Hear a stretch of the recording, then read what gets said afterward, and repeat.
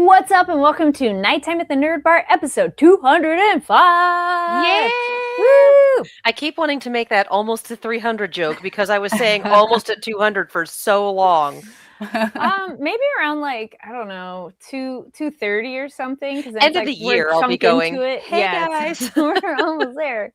Yes, welcome. If you're watching us live, join us over in the live chat, and if you're watching later, awesome. Welcome. Comment down below.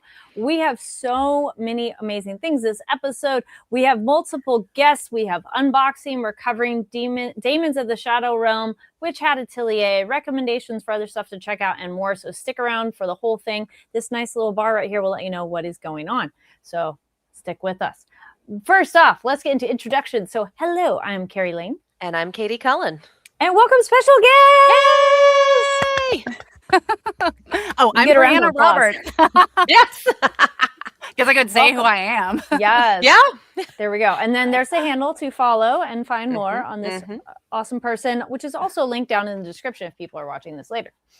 All right, there we go. And then let me look over in the live chat. We get Giga Derek with our new We're animal emoji. With our slime. And JBJ is back. Welcome back. First to the Daemons, first of the realm. First to the Daemons, first of the realm. Welcome back. All right, first up, we'll get into it. So, Brianna, tell our viewers about how did you get involved with working on Daemons of the Shadow Realm? Did you know anything about it beforehand? And a little bit about your character. Okay, so I think most voice actors at Crunchyroll knew this show was coming out because it was going to be a big deal. I hadn't really read or researched anything about it before. I just knew that it was the same creator of Full Metal Alchemist, which I love. That was one of the first anime that I actually ever watched. So I knew the show was a big deal when I got cast in it, but I didn't know much about the actual storyline of the show at that point until I went into my session. So I voiced Kyoka. She's one of the villagers within the.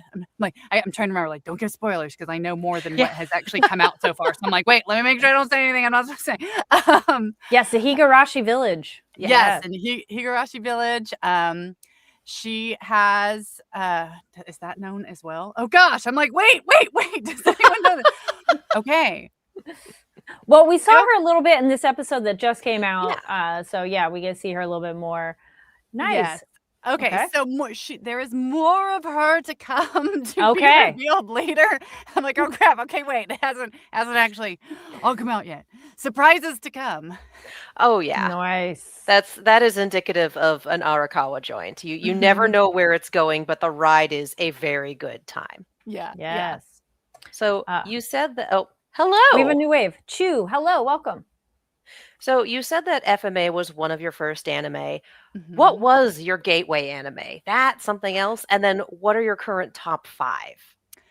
Okay, so I was a voice actor before I had ever watched anime. Ooh, okay. So when I started working it was Funimation at the time, I had watched next to no anime. The first show I had ever watched was Danny Chambers is my best friend. She and I were friends before we were voice actors. We went to college together. So when she was the lead in oh my goodness, why is my Ancient Magus Bride? I was like, okay, I've got to support my bestie. I'm going to watch the show that she's in. So that was the actual first show that I ever watched. Oh, nice. And then I asked her, I was like, okay, I love this anime stuff. You should tell me more to watch. So the very first show she told me to check out was Fairy Tale. And I watched just a very little bit of this. And then coincidentally, it was right after I started watching that I started working at Funimation. So I had watched Ancient Magus Bride, a tiny bit of Fairy Tale, and then I started working at Funimation. And then I fell in love with it. I watched Full Metal Alchemist fairly soon after Fairy Tale. And part of it is now there's a lot of the old shows that I've never watched because there's so much anime. Yeah. Oh yeah. Oh my gosh. Yes. So I'm so far behind. People are like, oh, have you seen such and such? I'm like, no, I haven't. I'm so sorry. But okay, so you said top 5. Yeah. All right. So a lot of it's going to be newer stuff because I haven't seen a lot of the old stuff. Valid. That's totally fine. Yeah. I'm biased. I really love Shangri-La Frontier, but I mean, Yes. so Look, we both watch it. Yeah, we both- yeah. Okay. Yeah. It's so good. It's so good. Ranking of Kings is one of my favorites. It's Yep, so we've covered that interesting one. and Excellent one. unique. Yep. Ancient Magus Bride, it holds a special place in my heart Oh, yes. because of my best friend, and it's just so magical and ethereal and wonderful. Okay, how many was that? Was that 4? 3. 3? Oh gosh.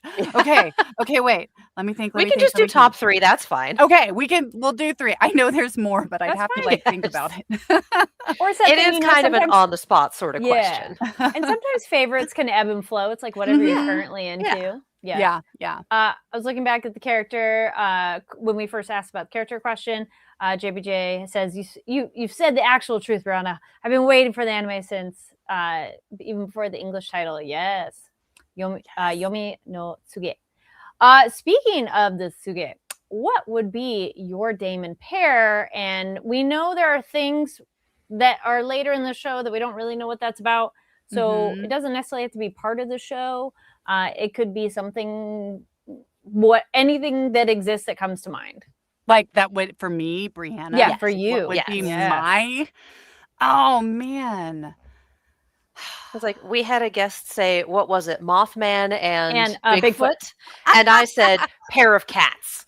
Like that's mine would be a great. pair of cats. So anything. Literally, okay, so I'm obsessed with fairies. Like, I love Yeah. fairies. All I have a little right. fairy. So something that is like fairy and ethereal would Okay. definitely be my vibe. Who's the character that's in like the very first episode? Who's on the horse? Yes. Oh, Oshirasama. Something Yeah. like that would be my vibe. So the Dig it. Titania and Oberon as yours. Yeah. Ooh, yeah. High fae. Love it. Yeah. And then, Excellent. go ahead, Katie. No, you go ahead. What has it been like to be part of a show that comes from such a pedigree of a mangaka? And you know, you were saying you've worked on other shows too, and then how you got into working anime is such a fun. I'm like, I love that. It's like I don't know what anime is, but I'm going to work in this thing. So, what is it like now being part of such a show that Daemons is? One, it's an honor to be a part of it. It's interesting having a different perspective, having not grown up on anime and having been introduced to it as an adult and after I was already working in the entertainment industry. So it kind of shifts your perspective a little bit and a different type of appreciation because I don't have nostalgia attached to it, but I have true like professional appreciation and interpreting stories in a different way from not having been brought up with it. And it's really amazing storytelling. I think even if you took out the legacy that comes from being a part of the show, the storytelling is so good. And that was obviously evident in Full Metal Alchemist and all of that. So it's a privilege to be a part of telling any story, but when you can be a part of a story that you already know is going to be so meaningful and impactful, I mean, it's just saying it's an honor. I mean, I know that sounds like so cliche, but it really is an honor to be any part of the story. And I was thrilled and elated when Sean cast me, just absolutely floored. So I'm excited. Well, congrats. Thank you. So you know a few things about Kyoka that haven't been revealed to the audience yet. If we can do this without spoilers, because we are an anime-only show, and that's also a reminder for the live chat, we love you guys, no manga spoilers, please. Thank you. Did you know these things about Kyoka going in, and did that affect your performance? When I went into the session, I didn't know them. I researched everything I could of her without having actually read the manga.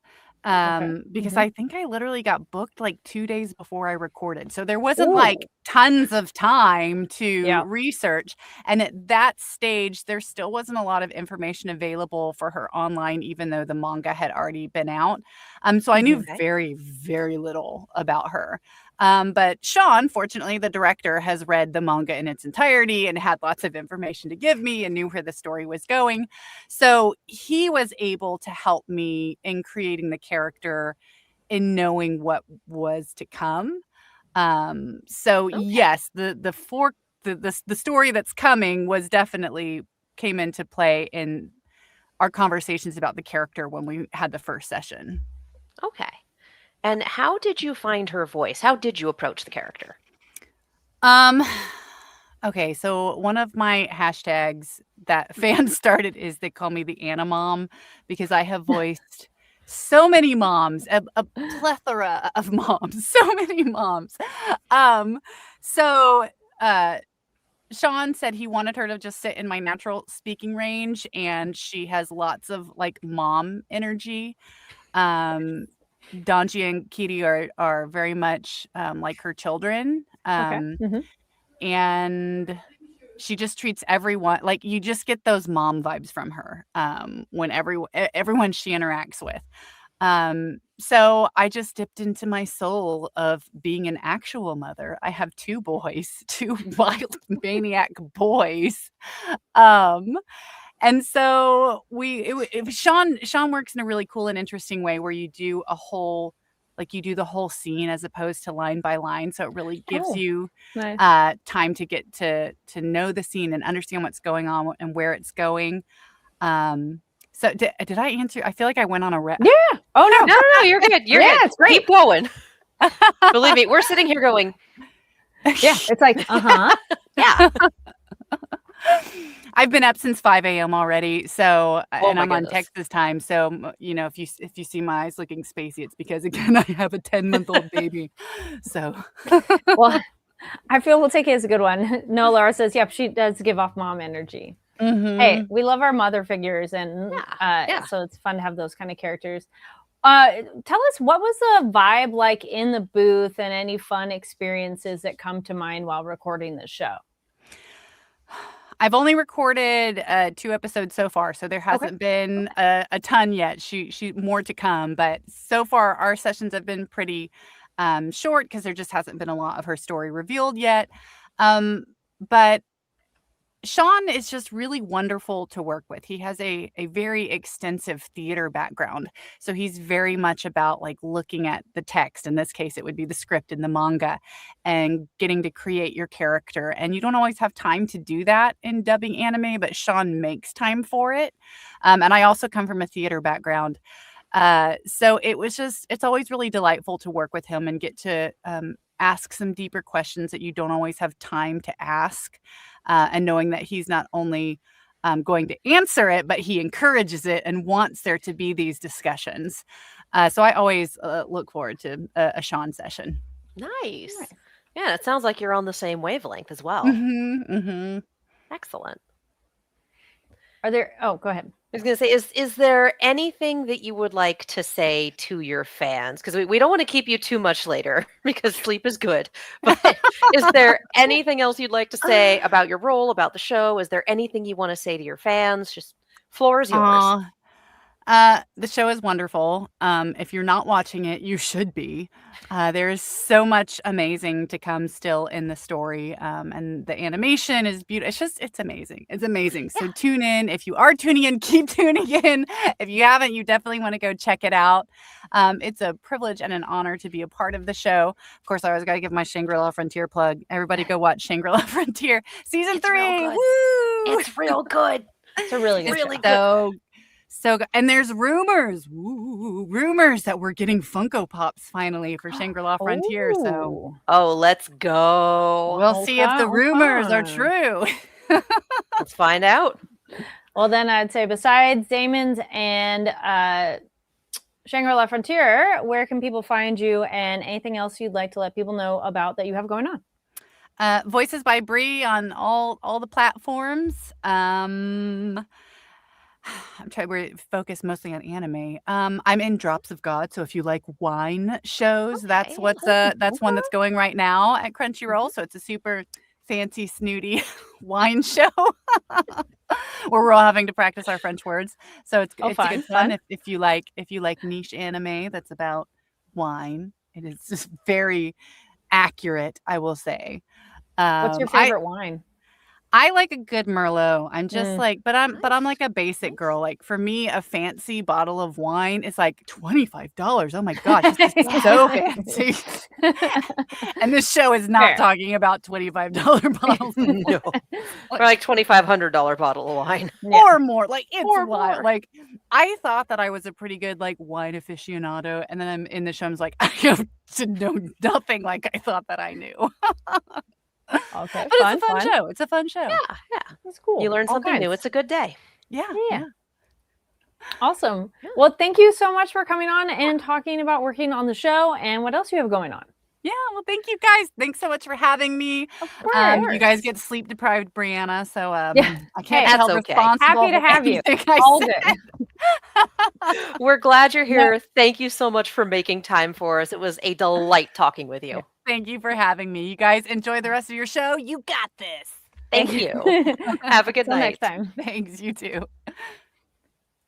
Aw, yay. And we switch our banner.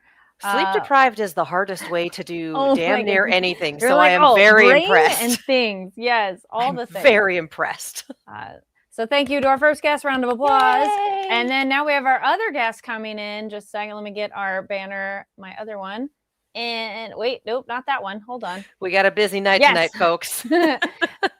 Welcome our next guest. Wait. Hello. Welcome. What's up? I put both. Do you go by Meggie-Elise? You can call me whatever. Maggie, cool. Meggie-Elise, Miss Elise. Awesome. What do you prefer? Love it. You can call me Maggie. Awesome. Well, I was going to say, based on your picture and you right now, love the big smile and energy, which goes with your character. I look very different. Oh, no. I was going to say super recognizable. I changed my hair color too, so I get it. But I was going to say, it looks great. Katie's coming back in a moment. We have our technical things. No worries. Yes, I was going to say, we have our Hana. Yay. Yes. And because I was going to say, I'd recognize that smile just like the character, which is on our thumbnail. So, I love her. Oh, yeah. Oh, we do too. She's so fun. We need more of her. And starting off, the first question we have for you is how much of this title did you know about Daemons of the Shadow Realm? How much did you know going in? And anybody new knows manga spoilers, please. And tell us about getting the role. Was it a typical process and the like? Yeah, so I actually was very, very new to any of Arakawa's work. So I hadn't seen any of Full Metal Alchemist at the time that I received the audition. Okay. So I was telling my spouse about this and I was like, I don't know what this is, but like the art style is super cool and these characters sound super cool. And my spouse was like, wait, is this the same creator of Full Metal Alchemist? I was like, is it? And I was just like, okay, maybe we need to watch Full Metal Alchemist now, and maybe I need to start reading the Daemons manga. Ooh, and okay. It was so I was very new. I didn't really know much about anything. But that's kind of fun coming into it, right? Because then it's fresh. Exactly. And as for the auditions themselves, they only had auditions. I think for the female characters, it was only Asa and Gabby. We did hear about that. Yeah, that's really interesting. That's like a specific voice for either one to go for. Okay. Yeah. So it was just Asa, Gabby, and then I think for the guys, it was Yuru, of course, and I want to say it was like Denji? Dara, I thought it was. Dara. I think it was either Dara or Jean. I can't remember. Yeah. But yeah, so I ended up auditioning for both Asa and Gabby. Okay. And then when we heard back and I found out that they wanted to cast me as Hana, I was actually already I got into the manga a little bit. So I think I was a few chapters in, and I did get to the part where Hana was introduced. Yay! But when I saw that I was cast as Hana, I didn't recognize the name at first. So I was like, wait, who's Hana? I don't think I auditioned for her. And And then I like went back to the manga and I was like trying to find out who this person was. And I was like, oh, she's the girl with the cat and dog demons. Yes. Yes. And her and Dara are hilarious. We Oh love my that. God. I freaking love them. So funny. They're so funny. The Yeah. chemistry is amazing, even if the marriage is on the rocks. Yes. Yeah. I know. It's like the marriage is fake, but the chemistry, you know. Is real. Even though It's he's not real. Jason Statham. Yeah. I know. He'll never be Jason Statham. No one can be except for Jason Statham. Yep. We have Katie. I would say prompt you for our intro anime question. Yeah, I mean, you can always take that. We can swap. I I know. trust I was you. gonna say, I we trust you. didn't It was say it yours to yet, begin with. so- We swapped at some point. So we're curious.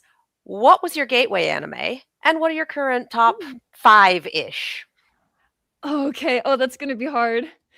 It could be 3 to 5. That's if you why don't we have say things top in mind. 5-ish. Yeah. Yeah. Your top sum. My top sum. Mhm. Let's see. I guess if you consider like Pokemon in The Last Airbender. Sure. Yeah. Yeah, I absolutely. guess like that was technically my first anime. Okay. But technically I kind of consider there's this one anime called Princess Tutu. Yes. And- Yes. We got I you. love that one so much.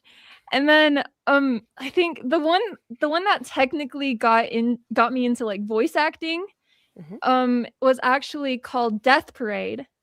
Yes. And that okay. one I feel like that one's not super well known, but Yeah, that like- one is one of my Mhm. favorites. It's so good. I think we've had that one recommended to us, actually. Yeah, I feel like by I've heard another about guest. it. I haven't watched it, but I've heard Yeah. good things. It's really good. The music those- slaps. Nice. Yeah. Hashtag first world Nice. problems. There's too many shows. It'd be hard to catch Mhm. up on all of them. All right. Okay. Those are Yeah. a couple of those. Yeah. Yeah, and then also this one's kind of weird because I know this one has a lot of like controversy, but for reasons. But The Promise to Neverland. Yes. Okay. Yeah. Season I- 1, I love phenomenal. Season 1 is amazing. I really wish there was a season 2, man. I know. You know, You're I going the think there's mother's rumor basement route on They were this. going to redo it though, so I don't know. Wait, are but they? There might be a rumor. I think I that's a hope so. rumor. It'd be nice. I feel like but- that's something that would set anime news ablaze were it to Man, be I hope confirmed in any so. capacity. So Yeah. I think that's wishful thinking at this I know. point. But Hey, that's you never season know. 1. Season 1 is fire, and the manga Yeah. is so good. Yeah. Yeah. Excellent. Okay. Very Yeah. nice list. And then My Hero Academia, of course. Classic. As one does. That one's so good. I don't really have like this is all kind of random. I don't really That's have fine. like a 1 through 5 or like my top one. Totally fine. That's fine. But yeah, I would say that those are probably my top favorites. And then Full Metal Alchemist and Daemons, of course, because like Yeah. now that I'm getting into those, they're so good. Nice. I feel some of those were those intro ones for you as well, because I'm like, ooh, you got some classics in there. yeah. Like which ones?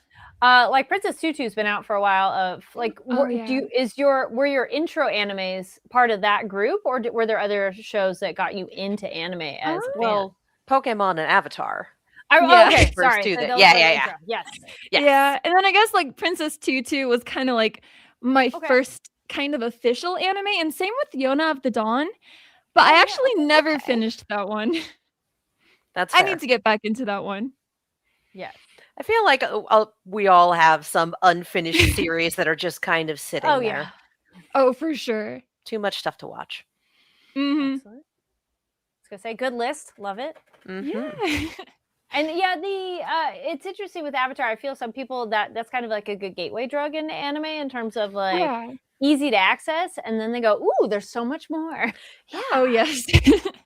Yeah. And then I also watched a lot of like really weird animes, if you can consider them animes, like Okay. Yokai Watch.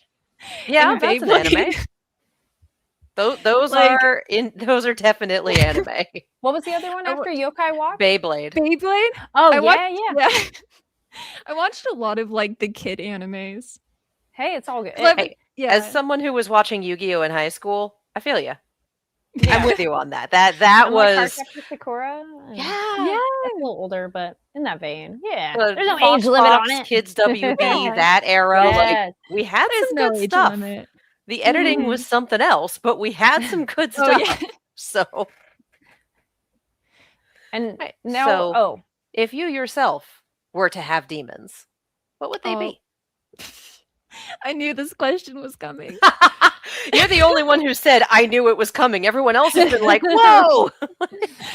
Oh, that's such a good question, though. I don't know. I knew it was coming, but I wasn't prepared. I mean, it could be anything. We've had Anything. one person say Bigfoot and Mothman. We've had one person say, was it Okay. Superman and That's Wonder awesome. Woman that they chose? Oh yeah, they And then no, I said mine Nightwing. would be Superman and It was- Nightwing and Wonder No, it Woman. was That's Nightwing right. and Wonder Woman. Ooh. Yeah, That's right. And So I said mine would be a pair of anything. cats. So Yeah. sky's the Aw. limit. I was gonna say, I know, like, I think at one point, so my favorite animal is a fox. Nice. So, Okay. when I found out that there is a character that has like a fox and a tanuki daemon, Yes. I was like, that's really cool. Yeah. They were but super then- cute. They were really Oh, they're cute. so cute. They got bullied. I know, the poor babies. Yeah. I mean, at least they But- didn't get eaten. They were I just doing their know. job. Yeah. They just had a shitty boss. I know. Yeah. But yes, they were but- super cute. Okay, nice Yeah. choice. Very cute. Yeah. And then I guess if I had to like really think on it, I was kind of brainstorming a little bit, and I thought it would be cool to do like maybe ones that had to do with like time. Maybe like Ooh, a okay. forward and a rewind, or like one that can like go in the Oh. future a little bit, or like Okay. pause time. That kind of Yeah. stuff. Yeah. Very cool. That's all I got. Oh, I like that. Those are excellent. I was like, oh, I hadn't thought of a time. That's nice. Stopwatch and pocket watch. Yeah, Ooh, exactly. Yeah. Because the show is nice in terms of anything could be a pair for all we know at this point. So Literally. there's no wrong Possibilities answers. are endless. Yeah, exactly. I think maybe you got to see part of it, but then your answer to it. What was the booth experience like for you? What was the vibe, and any fun stories from recording that you can recall? Oh goodness. There's so many. It's honestly, like Brianna was saying, Sean is such a fun director, and just the show is just so much fun, and there's just so many silly shenanigans, and it's just like all the characters are just so much fun to like I guess like perform and like watch and see come to life. And there was this one time actually where I went in, and Jameson, the engineer, apparently on his screen like he edited this Jason Statham thing.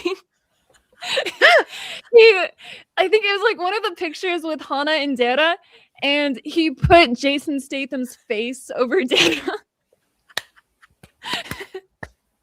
I was like, I love Amazing. that so much. A I was plus, just no gonna ask, notes. tell me more on the shenanigans, but I feel Did- that's probably one of them.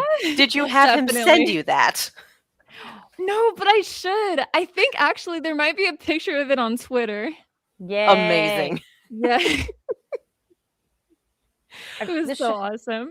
I'm curious as to what your reaction was to the Jason Statham lines, and if it took more than one go to deliver them, because I was on the floor every time they came up. Just Yeah. hysterical. It's so funny. So this kind of a funny story. I haven't really told very many people this yet, but before I got cast as Hana, I actually did not know who Jason Statham was. Oh. Yeah.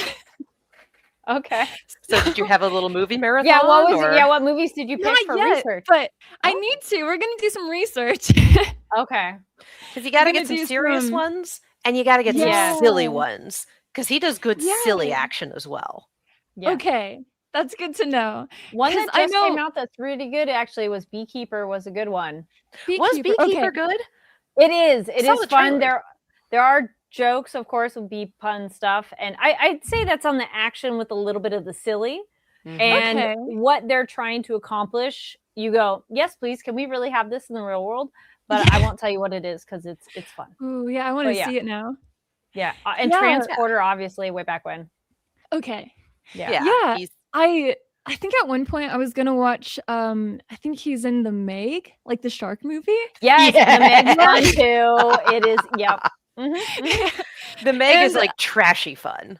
Yeah. Oh yeah. Oh Yeah. yeah, it's my I- roommate's name is Megan, so she's like big into Nice. it. She went as the Meg for Halloween one year, so yeah, the Meg Nice. is fun, but it's like B-movie creature feature fun. It's a good time. I love it. I was always kind of scared to watch that movie because I am terrified of sharks. But Might not be as much fun for you then. Yeah. Same But reason I don't hey. watch Eight-Legged Freaks or Arachnophobia. Like, Oh yeah. That's fair. But hey, So if Jason Statham's in it, I'll give it a watch. I believe in you. So speaking of silly lines within the show, have there been any other moments that stood out to you of getting to record and then get to see the final product that you just love how it landed? Oh yeah. So it's kind of interesting because sometimes you'll go in and you'll either be like, well, with like Data, for example, sometimes his actor will already have gone in and recorded his lines. Mhm. And so I'll kind of have him to play off of. Mhm. And then other times I'll be the first one to go in before him. And so I'll just have the Japanese reference to go off of. And so I kind of have to picture how he'll sound. Okay. And Makes sense. and then once it's all like complete and once it's all together, it's really cool hearing everything just all together. Yeah. Yeah. Nice. And I would think that makes everybody's a big so difference talented. too. Yeah. Oh Yeah. yeah. Oh yeah. Mhm. It's a very talented cast. Yeah. Super stacked cast. Oh my god, yes. And everyone's been enthusiastic to promote it and talk about it, which I mean, that's what you would hope actors would want to do. Yeah. But would say so far on this show in particular, people have been very much Mhm. passionate about it, and you're like, yay! Yeah. so It's a really good story. Mm-hmm. so tell me if I missed this one when I was having tech problems, but what was your approach to your character? How did you find the voice? Did you know anything going in? Did that affect your performance? Like, talk to me about your approach. Yeah, so before I went in for my first session, I was reading the manga a little bit. And I did kind of get a feel for Hana's character, but at the same time, I was also watching Full Metal Alchemist Brotherhood for the first time. And Nice. I think actually I'm taking a little bit of inspiration from Winry. Okay, Because I can see feel like- it. Yeah, Yeah. their 'Cause, like, vibes are similar. yeah. They're a little similar. And I feel like Yeah. I definitely wanted to go for that like natural kind of grounded realistic approach Mm-hmm. because Hana is kind of just like your regular everyday person in a way, like and then she's thrown into this world, she's thrown into like all of this crazy stuff, and so I wanted to approach it kind of a more like realistic kind of way. Well, it's Makes that sense. I feel those ladies would have a fun time hanging out, and they would get Oh, it yeah. done. Someone would they get would the get it wrench. done. They That would. too. Or the And a brass knife. knuckles. With a knife. Oh, Yeah. yeah. For sure. Awesome. Is there anything you would like to tell the fans and let people know that you're working on? Besides this, of course. Yes. Well, definitely watch Daemons if you haven't already, and Full Metal because they're both super amazing, and Arakawa's humor is just immaculate. It is so funny and one of a kind, and it will kill you with just all of the crazy references like Jason Statham, the horses are in the car, Yes. all that funny stuff. It's so good. And then today actually I got to announce another show that I was a part of as just a smaller character. But the show is called, oh my gosh, it's a long name. It's I think it's the klutzy class monitor and the girl with the short skirt, I think. Yeah. Yeah, That's quite a name. Yes. I know. All right. That one is super funny as well. All So it's right. light novel titles that go on and on and on. And on. Yeah. Mhm. Oh yeah, they just get longer and longer. Yeah. Well, congratulations. Thank you. I was going to bring this down to show your, there we go. And then to follow online. So what's the best spot to find you online?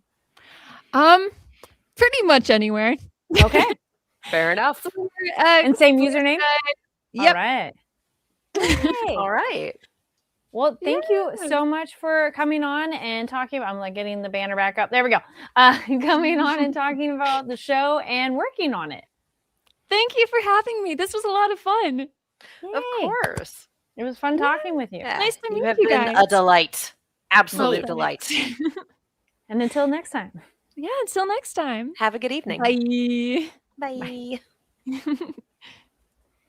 And then change my banner back. Oh, Everyone so is a delight, honestly. Yes. These incredible people, this cast party, if they have one, must be amazing. Right. Just immaculate vibes. And then we're shifting because we keeping the party going with more guests. So we'll be bringing them both on here. Hold on one second. Change banner because then we have two names. So first up, because you got to go to a movie the other day. Actually, wait, why don't you lead us in with this movie and then we'll get our guests real quick of what you bring went to. them in because I'm okay. going to mess up the title. It is, let's see, There's Mobile one Suit and Gundam two. Hathaway, the Sorcery of Yay. Nymph Circe. What's up? There we go. I got it. Yes, perfect. There we go. Got our names. I'm going to take it down because it covers up too much of y'all's faces. There we go. Yes. Well, thank you for joining us tonight. Yeah. Well, thanks thank you being for here. having us. We got the little 1-2 punch here. Yes, Exactly. I like it. We got our quad box. Yes. Yeah, and the movie drops this week, correct? In theaters? Yeah, so the 15th, it dropped recently. So I believe it did some pretty solid numbers, which is exciting, exciting to see Gundam on US soil right now, doing pretty solid. But yeah. And I think I saw something. It's on Netflix now or soon. So yes, Okay. yes and no. So this is the sequel of Gundam Hathaway, and the first one was kind of like a Netflix exclusive. So that dropped back in 2021. So this one is the first in this franchise that's in theaters, which is super cool. So we got to see it on the big screen for the first time. Sweet. Very nice. Caleb, did we get your audio now? I was like, you were quiet a second ago. Yeah, I was gonna say, you're gonna have to sign this whole time. No. If anybody knows ALS. People get some behind the scenes of how things work. If you go, you have to check for your individual settings of what is your input-output device, because StreamYard, it can switch what it is with when you turn it on. Like, for example, my lav mic is one, webcam's another, and you can adjust that way of where those are on your individual setting. I'm lucky I didn't even check that. Sometimes it's totally fine. I've had it work, and I'll be like, wait, why is my audio weird? But yeah, we still can't hear you. We still cannot hear you. Can you? You seem to be able to hear us okay. The other which is one good. She's gonna mime. Caleb, if you want to bump out, you can hop out, go back in the testing, and then we'll bring you back in. All right. Yes, that's code for yes. Yes. Can translate it. That's all right. I was having technical difficulties earlier, and it's a thing. It happens. We do our best. To the best of us. Noah Lara says Gundam. Did someone unlock a childhood memory of me by saying Gundam? Yeah. Right. New Gundam. I know, right? No, it's the same for me. So what does that mean for you? Oh, go ahead. What does that mean for you to be part of the delays? What does that mean for you to be part of the Gundam franchise, and how aware of Gundam as a whole or this particular film were you prior to coming in? Yeah, that's a great question. So, I mean, throughout my life, it's kind of varied as far as enjoying Gundam goes. I mentioned in an interview during our premiere, actually, that I had a friend of mine who was Japanese. His father was Japanese. And so we grew up since we were 0 basically. And, we had a lot of Gundam in the house, and, I'd always play with that. And this was just like a normal action figure. And then getting older, I'm like, where is this staple of American culture that I've grown up with, finding out that this is not, necessarily a staple.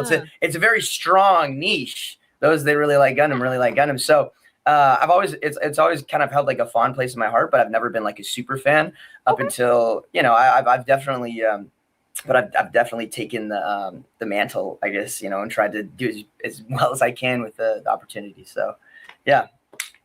So with getting activated into our entire chat. yes, Everyone's they're going like Gundam, Gundam.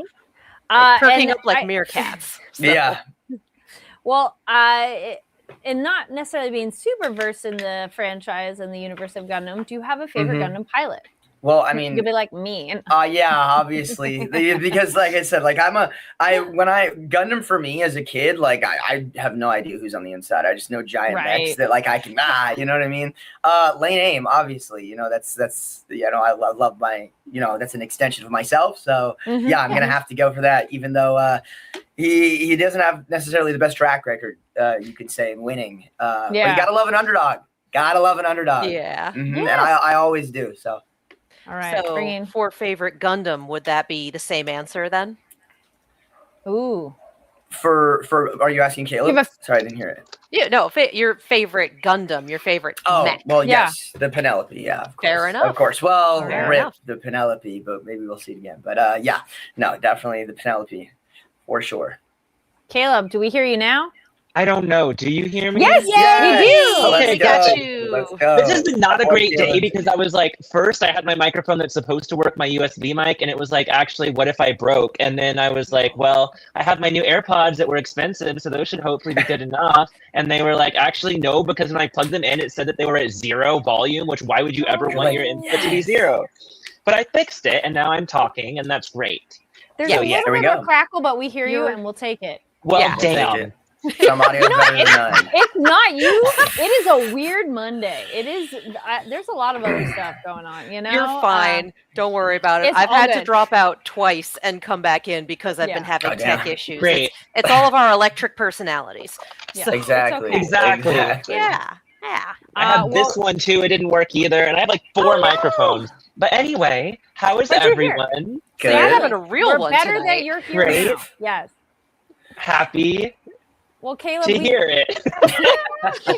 Caleb, we got to ask your co-host, your co-star here. How familiar were you with the Gundam universe franchise going in? And then somebody in the chat had also asked, who is your favorite Gundam pilot? And on top of that, your favorite Gundam mech. Doesn't have to be. Doesn't have to match. Yeah. Okay. So. Okay. Like so many questions in such a short amount of time. Great. Okay, so Gundam I watched like as a kid growing up, and I didn't really I wasn't super closely following it, but I just watched it all the time because it was on TV, and I was too young to know anything besides I really liked the robots. Then I got older and I was like, wow, okay, it's still on, and I really like the politics. I like how everything that Gundam does, where it isn't just giant robots fighting, it isn't just giant sweeping political epics, it isn't just really messed up romance subplots. Each element of that is just as important in the show, So it's not just explosions. It's the Gundams are fighting, and the love stuff is happening, and there's a political blah blah blah. Of course, those are different proportions of ingredients depending on the Gundam show. But so I've always liked that. My favorite pilot, my favorite Gundam, I will not say the Kasai for, but I will say my favorite pilot is Hathaway because I get to be him. And also I just think this is not because I get to play him or whatever, but just as a character study, he's so weird. Not weird as in he's a weirdo, but weird as in he's compared to a lot of, I would say, anime protagonists, and then also just kind of protagonists in general, in the West or wherever. He has a lot of interesting nuance to him where so much of his story is about not just trying to stand up against the Federation and get everybody out to space and away from Earth because everybody's just being really unequal. There's all the inequality on Earth because of the aristocrats versus the normal people. But anyway, I'm getting off topic. But just that he has a lot of trying to be that figure for people and to lead the resistance essentially, but also all of his psychosexual problems that he's having. And so it's just a very interesting combination of trying to act like this stuff doesn't bug him and then going into the shower and crying.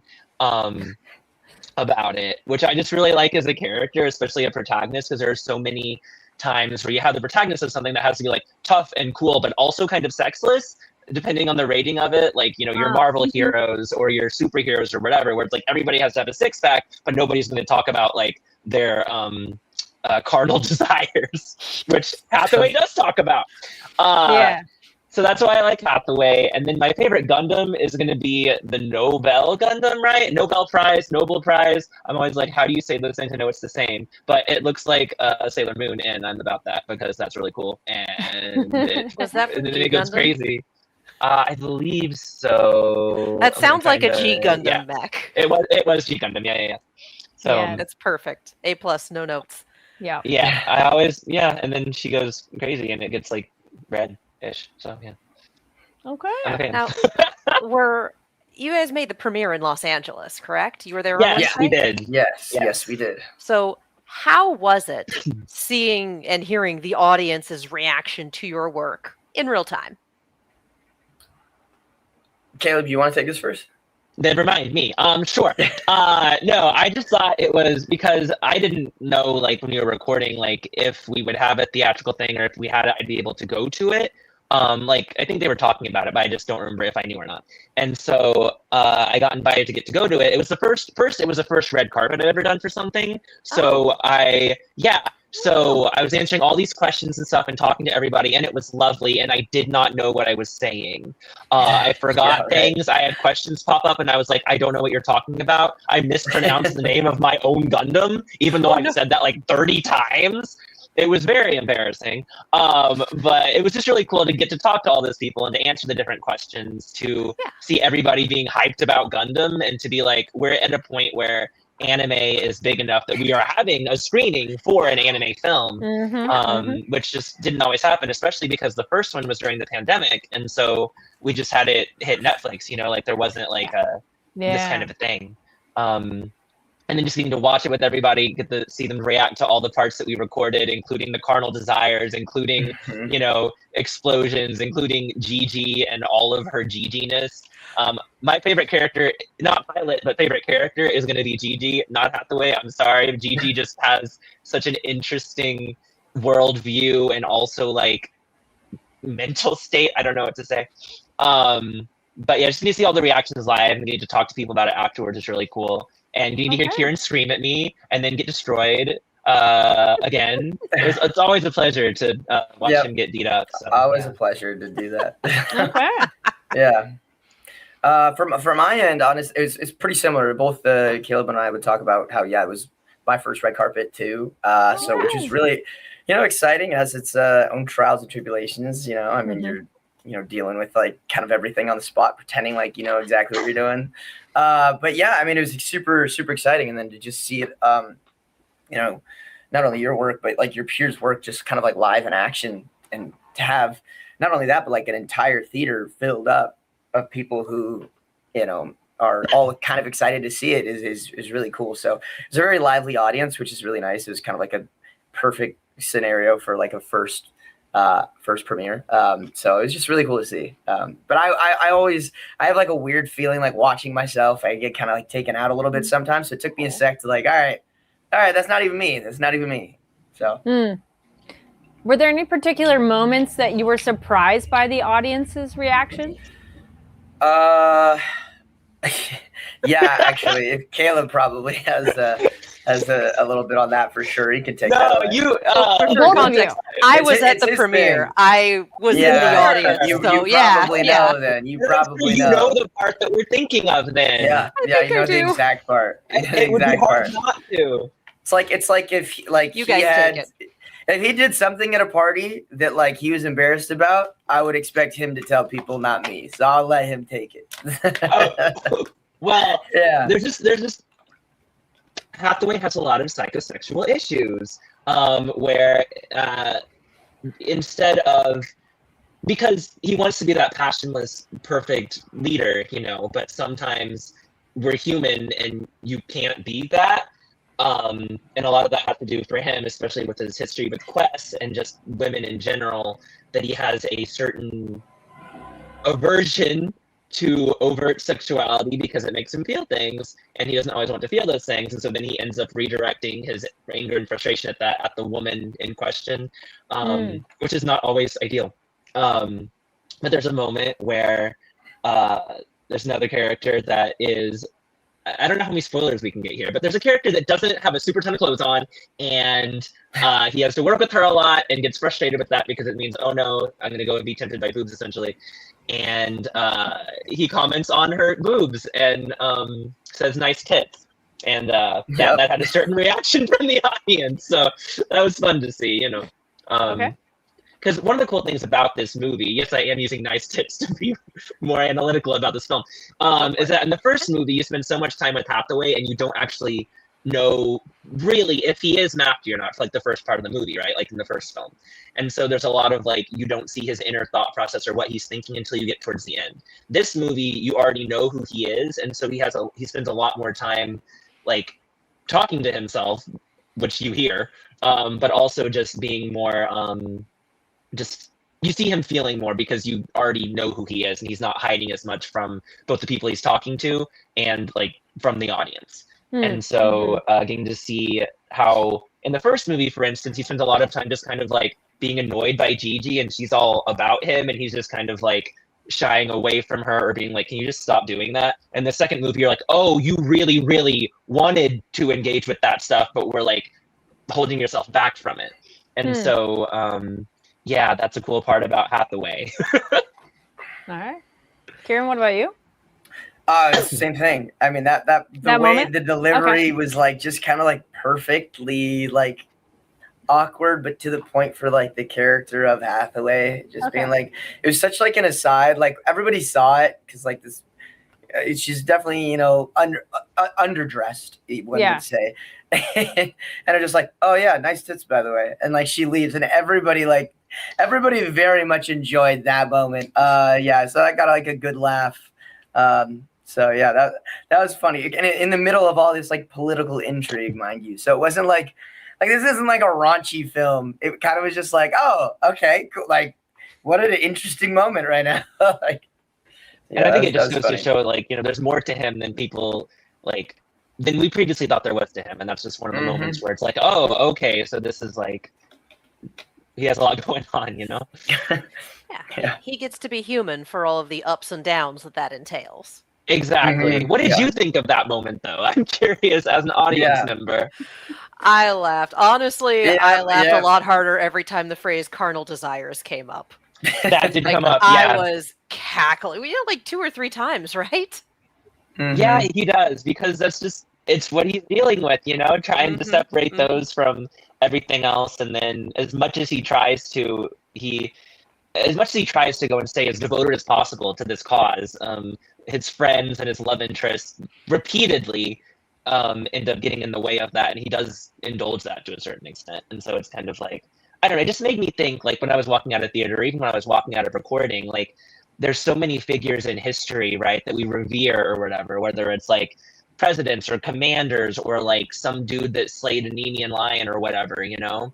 And okay, not really true for the Greeks, because the Greeks, you truly saw all their psychosexual problems or whatever they were dealing with. But there's just a lot more that goes into like being a figure that's like saving the world or whatever, or doing some big thing in history. And we kind of polish that away to just being like, they were a really cool person and really morally right, and then did the right things, and then they killed the bad guys. But nothing is that simple. And when you're living your life, you're not just thinking like, I am going to save all of the people will be saved, and that's everything. Like being a hero is not so black and white, you know. It has a lot more going on, and you have a whole personal life that the history books pretty much ignore for most things. So Okay. Yeah. I mean, for situations like this, like everyone thinks they're right and everyone is going towards their goal. And then Gundam is very good at that. Yeah, I love Gundam. You mean people have layers and different motives and things that go into making them people? What? Yeah. How does that happen? Like, I love anime, but a lot of the times, you know, not all shows, but some shows are about like friendship or about like just this one thing or whatever. And this show's like, well, everything's multifaceted and everything's happening. And every people be people, you know? Yeah. People be people. Was there anything about the movie that surprised you? whether it was an audience reaction or a line read or just the content of the film itself. Minimal spoilers. Yeah. And now that you got to see it on the big screen in all its completion, had you seen it 100%. prior, or just this was your first viewing? That's the thing. All like right. when we go into dub, we usually only see our segments. Yeah. So the parts where our character talks, essentially. And we hadn't seen the full film. So for me, what was really cool was to get to see how it kind of bounces between Kenneth, Gigi, and Hathaway. And so you get to see all these different perspectives. And my favorite part, Gigi's the best character ever. Let me just tell you, everybody that's watching this, you should watch for Gigi and Lucia, because one, she's named Gigi and Lucia, which is already incredible. And two, her earrings make music every time she walks, and that is a recurring theme anytime she's on screen. But I really like that when Kenneth calls in Mace, who is a flight attendant character that he was flirting with from the first movie, and he basically flies her in to be his friend. No spoilers. But Gigi feels a certain way about that situation and the fact that Mace is there, and so she says something to Mace, and that was my favorite part. All right. The girls are fighting. For It was me, so good. Oh yeah. definitely the soundtrack. It was just the soundtrack. Just like I kind of forgot that like I was watching an anime at times, because it was definitely they pulled from like a lot of different time periods and artists. They were like, screw it, let's just like go on my shuffle and just put some songs in there, which I kind of love, because for me sometimes like I'm all about curating like a theme within a movie for like specific types of songs, but like there needs to be more films where like the soundtracks are completely dependent based on whatever the vibe is in that given scene. And I very much appreciated it. This is not, I wouldn't even consider this a spoiler, because this is what literally the trailer marketing was used, but you will see SZA snooze at some point, and it's just like, what a nice, like, chill, relaxing moment that was when that came on screen. Just like ocean vibes. You're like, oh yeah, I'm watching like a Gundam movie right now, but like we're just vibing out to snooze in the ocean. And I don't know, I like the soundtrack. It was pretty good. And those lyrics are relevant. I have to ask about the needle drop for the end credits. No spoilers on that, because it is a surprise. But your thoughts like, on hell that? Yeah. I loved it. For me. I did not. I forgot. I don't know if I even knew that was happening. I don't remember if I knew from recording if that was happening. I don't think I did. But like, it was so good and perfect, and also like you have to get past the like, whoa, this is happening right now, and then be like, wait, these lyrics are like so accurate to like some character relationships, because they really are. So yeah, there's a needle drop at the end, everyone, that you should go and watch. And you should watch. Yeah, it's still here this week, so go see it now. Yeah. We're not even done yet. I'm like, so anyway, go watch the movie. No, that's a good segue of anything else that you want to let fans know. Where can they find you online? And the film is in theaters, so they should go check it out. Yes. So we'll start with Kieran. Yes. I guess where can you find me on? Yeah, right. That way. Somewhere. Where can you find me online is basically my name. Just add a J in the middle. Kieran J. Walton is what I go by on Instagram. Pretty much Kieran Walton on X. Most places. I mean, there's not a lot of Kieran Waltons, I'll be honest. But yeah, as far as things go, go support, watch Gundam, especially if you aren't a fan.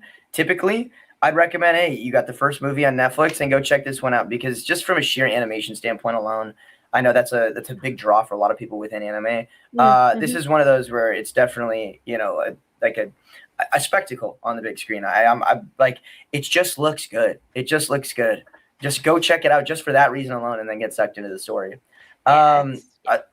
Yeah, other than that, I don't have anything I can announce right now. Everything I have, you know, hopefully keep an eye out in the future. But other than that, yeah, I was super thankful to even be a part of this in the first place. And it's a great honor to be a part of Gundam in such a storied franchise. So, yeah. Sweet. Caleb? Yeah. I play Hathaway Noa. I forgot that part. So yeah, he's the lead, and that's why I like him so much. I don't think I said that. Also, I'm Caleb. I don't know if I said that. Anyway, glad we're ending.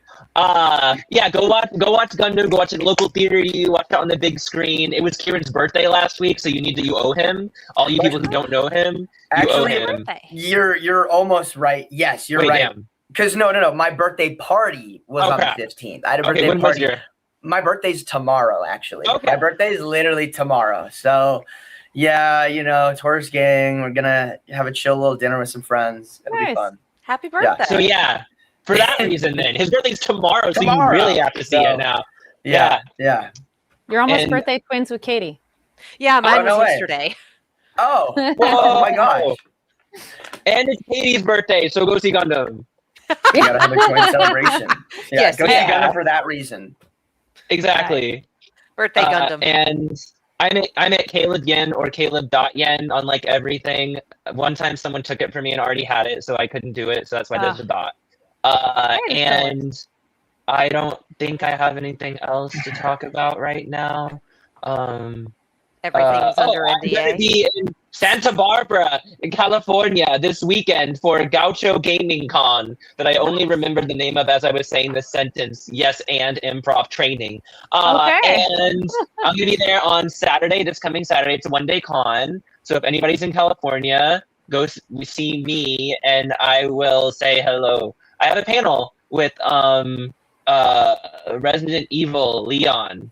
So yeah, Nick. I don't remember his last name right now because I just remembered this and I didn't plan on promoting it. But he's great. They should follow you on social media so they can see the information when you post it on there. Or exactly, that too. Thank you. Yes, and yeah, I'll post it.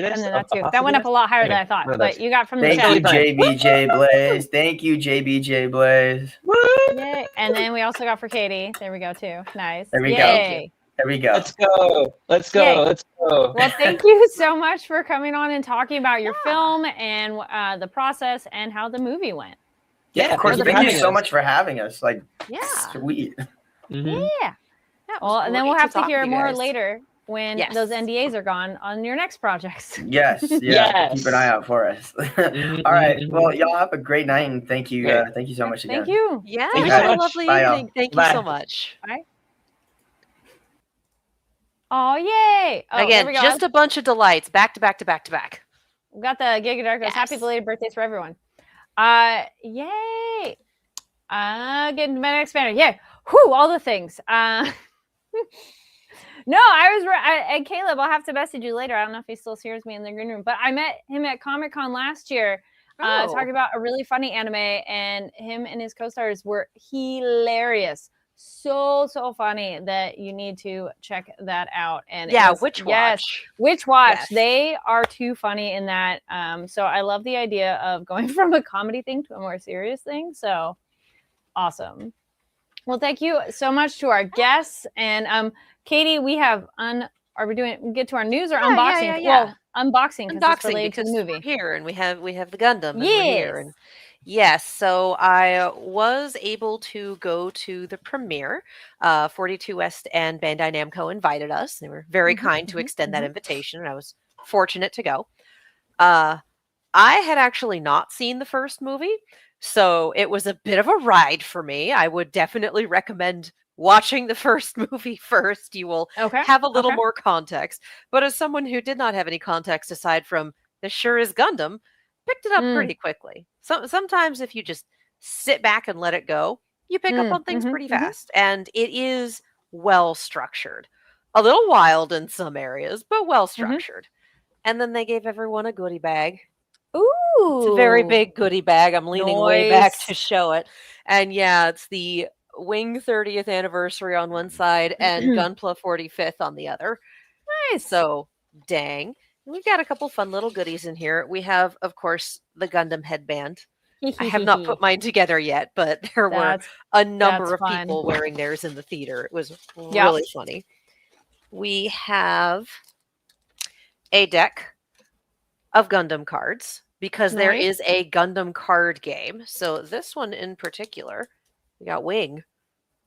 Because why not for the anniversary? Very nice. Yeah. There was actually a gachapon machine up at the Ooh, top of those the are always stairs. fun. So they gave everyone a gacha token.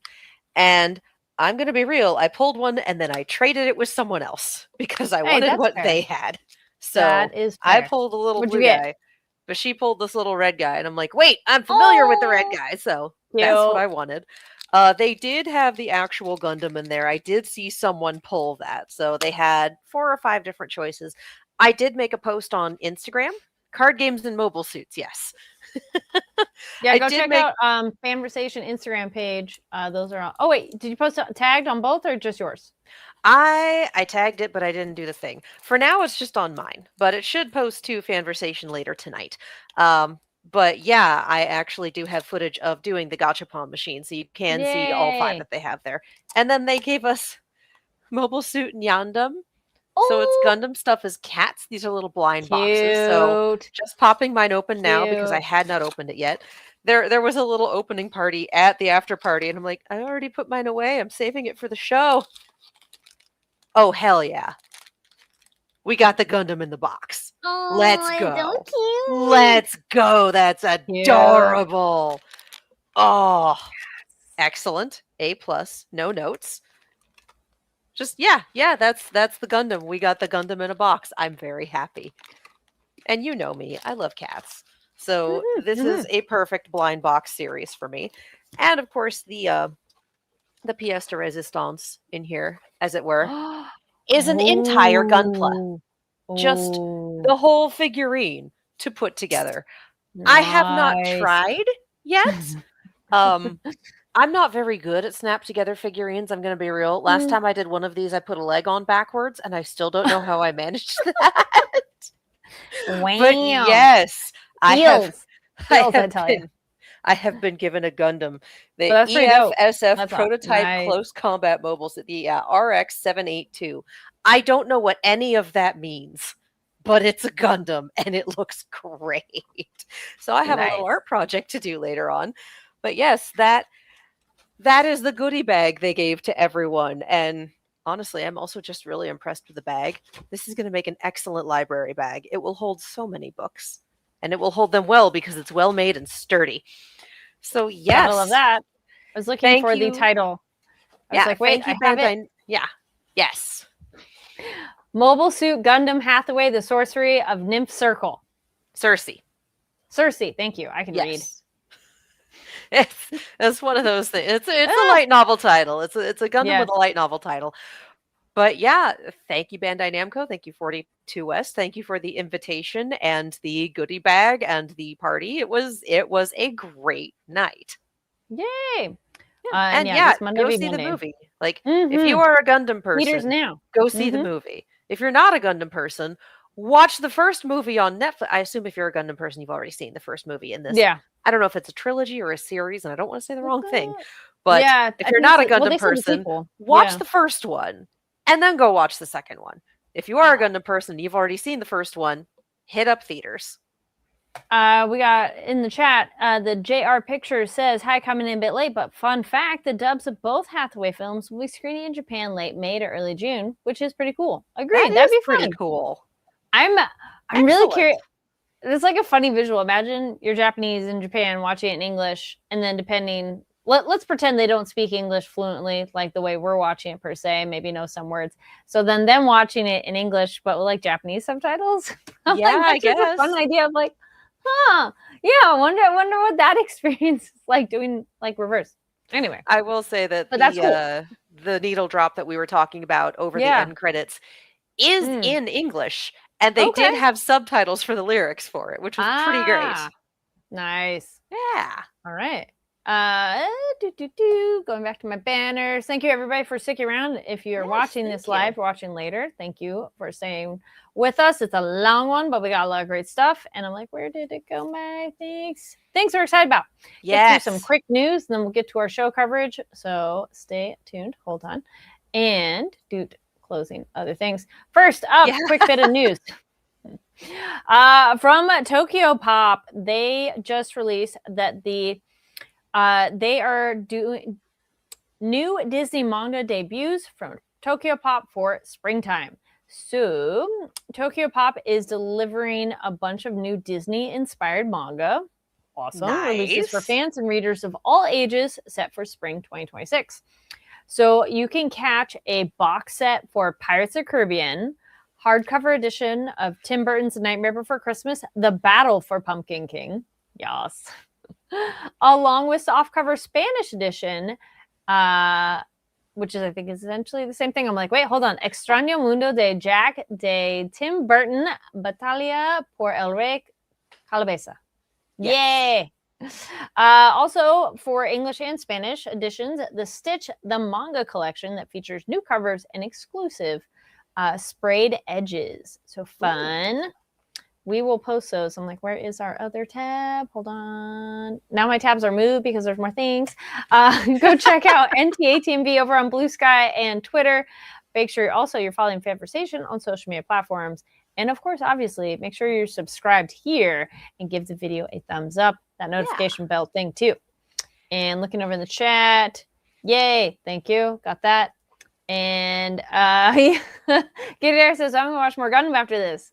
Excellent choice. I'm curious which Gundam. There is so much Gundam. Yes. So that's the big news from Disney. Disney with Tokyo Pop, which is awesome. Mm-hmm. And for more information, check out Tokyo Pop on social media. Pretty much anything, and you could just do Tokyo Pop at the end, and you will find them. Yes. All right. Quick news from High Dive. So I like this. I love the taglines of how we get the press releases. Fill your appetite this summer on High Dive with the Forsaken Santis and her foodie road trip in another world. Again, Monday Energy. Sorry if I'm pronouncing anything wrong. Highly do our best. Yes. Highly anticipated gourmet slow life isekai series to debut in July as part of the summer's exclusive simulcast lineup from High Dive. So that's pretty awesome. We like our slow shows sometimes too. If those are fun, break up the excitement. And so isekai, food, love that. And yeah, based on a light novel series, exclusive in High Dive. And yeah, so they have a trailer available now. Go check out High Dive to go check that out. Yeah. All right. And last bit of news from on my end, Media OCD. We have issues. Our video doesn't. I don't think that's I've seen with that their logo before. It's amazing. Oh my gosh. Love that. Media OCD. Our email here is highlighting titles from Discotech Media available for home video purchase for May. So these are available. Some of these are available now. And Discotech Deep Dive Initiative continues with acclaimed titles available now for pre-order purchases from the Media OCD website. So let me just see. I'm going to click the link that way too and see if it directs you a different way. Not that. Just check out MediaOCD.com. Yeah. .com. Thank you. I'm like, yep, just go that way. So a couple of these titles, there are a lot, but we'll give a couple of them. Some highlights. Ooh, I was like, wait, a live action version? Oh, that's cool. That's an excellent anime. So live action would be pretty of another. It's just called Another. Okay. Okay. Sorry. I was like, another what? It's like s'mores. S'more what? Who's on first? Another, and it's really good. And as a live action, that can be really cool and really creepy. Ooh. A couple other ones, just to name a few. We have Devilman, the complete TV series from 1972, Blu-ray. Fists of the North Star, a bunch of different segments of that, so that's awesome. There was Cutie Honey, which Cutie Honey is a fun one as well. Shaman King, Sherlock Hound, nice, and Fighter, and more. So go check out MediaOCD.com for more. And we love physical media here, so stock your shelves. Yeah. Yes. Speaking of loving physical media, we have from Crunchyroll, we have some new updates. Clevitas Season 1. Crunchyroll summons a Blu-ray release of the hit dark fantasy series Clevitas Season 1 on August 18th. So coming down the line later this summer. Yeah, The King of Magical Beasts seeks an audience once more when the Clevitas Season 1 comes to Blu-ray on August 18th from Crunchyroll. Packed with a royal bounty's worth of special features, fans can look forward to diving deeper into the lore of Clevitas with a director interview, a special effects breakdown of Chapter 1 with the production team, a behind-the-scenes look at the English dub cast, and more. Guys, that kind of stuff is incredible. And honestly, you don't see too much of it anymore, so it is amazing to see that. Yeah. Director's cut, director's interview, both directors, behind the scenes dub recording, promo videos, web previews, and textless opening and ending songs. And we have quite a few other things on the calendar. We have Dragon Ball Daima, the complete season, limited edition Blu-ray and standard edition Blu-ray, both on August 11th. Also on August 11th, Miss Kobayashi's Dragon Maid, A Lonely Dragon Wants to Be Loved, the movie, and Rent a Girlfriend Season 4. And on August 18th, as mentioned, Clevitas Season 1 on Blu-ray, and One Piece Season 14 Voyage 10 on Blu-ray DVD combo. And this is episodes 1001 to 1012. Oh boy, One Piece. We love them so much. So yes, those will be available for pre-order, or they are available for pre-order on the Crunchyroll store. Yes, Dragon Babies, Dragon Ball Daima. So if you have a gift-giving holiday coming up between now and August, which there may be a few, birthdays, anniversaries, etc., or if you just want to treat yourself, trundle on over, do a pre-order, do the thing, win the stuff. I tell you every time that when you do a pre-order, you should definitely print the picture out, put it in the card, give it to the person, and my circle puts their money where their mouth is. For my birthday, they pre-ordered a book for me, printed a picture of it, and put it in the card. So I knew that book's not coming until October. But I recommend this practice, but I use this practice myself, and so do the people around me. So it works, y'all. So do those pre-orders from Crunchyroll. Continuing on with things from Crunchyroll. Crunchyroll is teaming up with the Museum of the Moving Image, MOMI, in New York City to celebrate the 10th anniversary of the Crunchyroll Anime Awards. Celebrating the 10th edition of the Crunchyroll Anime Awards with a gallery screening program on view from May 15th, so a couple days ago, to October 12th, and a free live watch party of the 2026 Anime Awards in the museum's Grand Redstone Theater on Saturday, May 23rd. This coming Saturday. Mark your calendars, do the thing. The screening program, titled Anime's Ascendant Decade, presented in the museum's Jane Henson Amphitheater, will feature full episodes from Crunchyroll Anime Awards nominated and winning series spanning from 2017 to the present. Each episode will play on continuous loop in the gallery for a 2-week period. The selected episodes, to be announced on the museum's website, reflect the range of contemporary anime, intimate character drama, fantasy, action, romance, science fiction, and inventive storytelling. Together, they offer a snapshot of anime's growing global reach and the cultural influence and impact. Also in the Henson Amphitheater, the museum will present a mural-sized artwork by Japanese manga artist Aki Bright.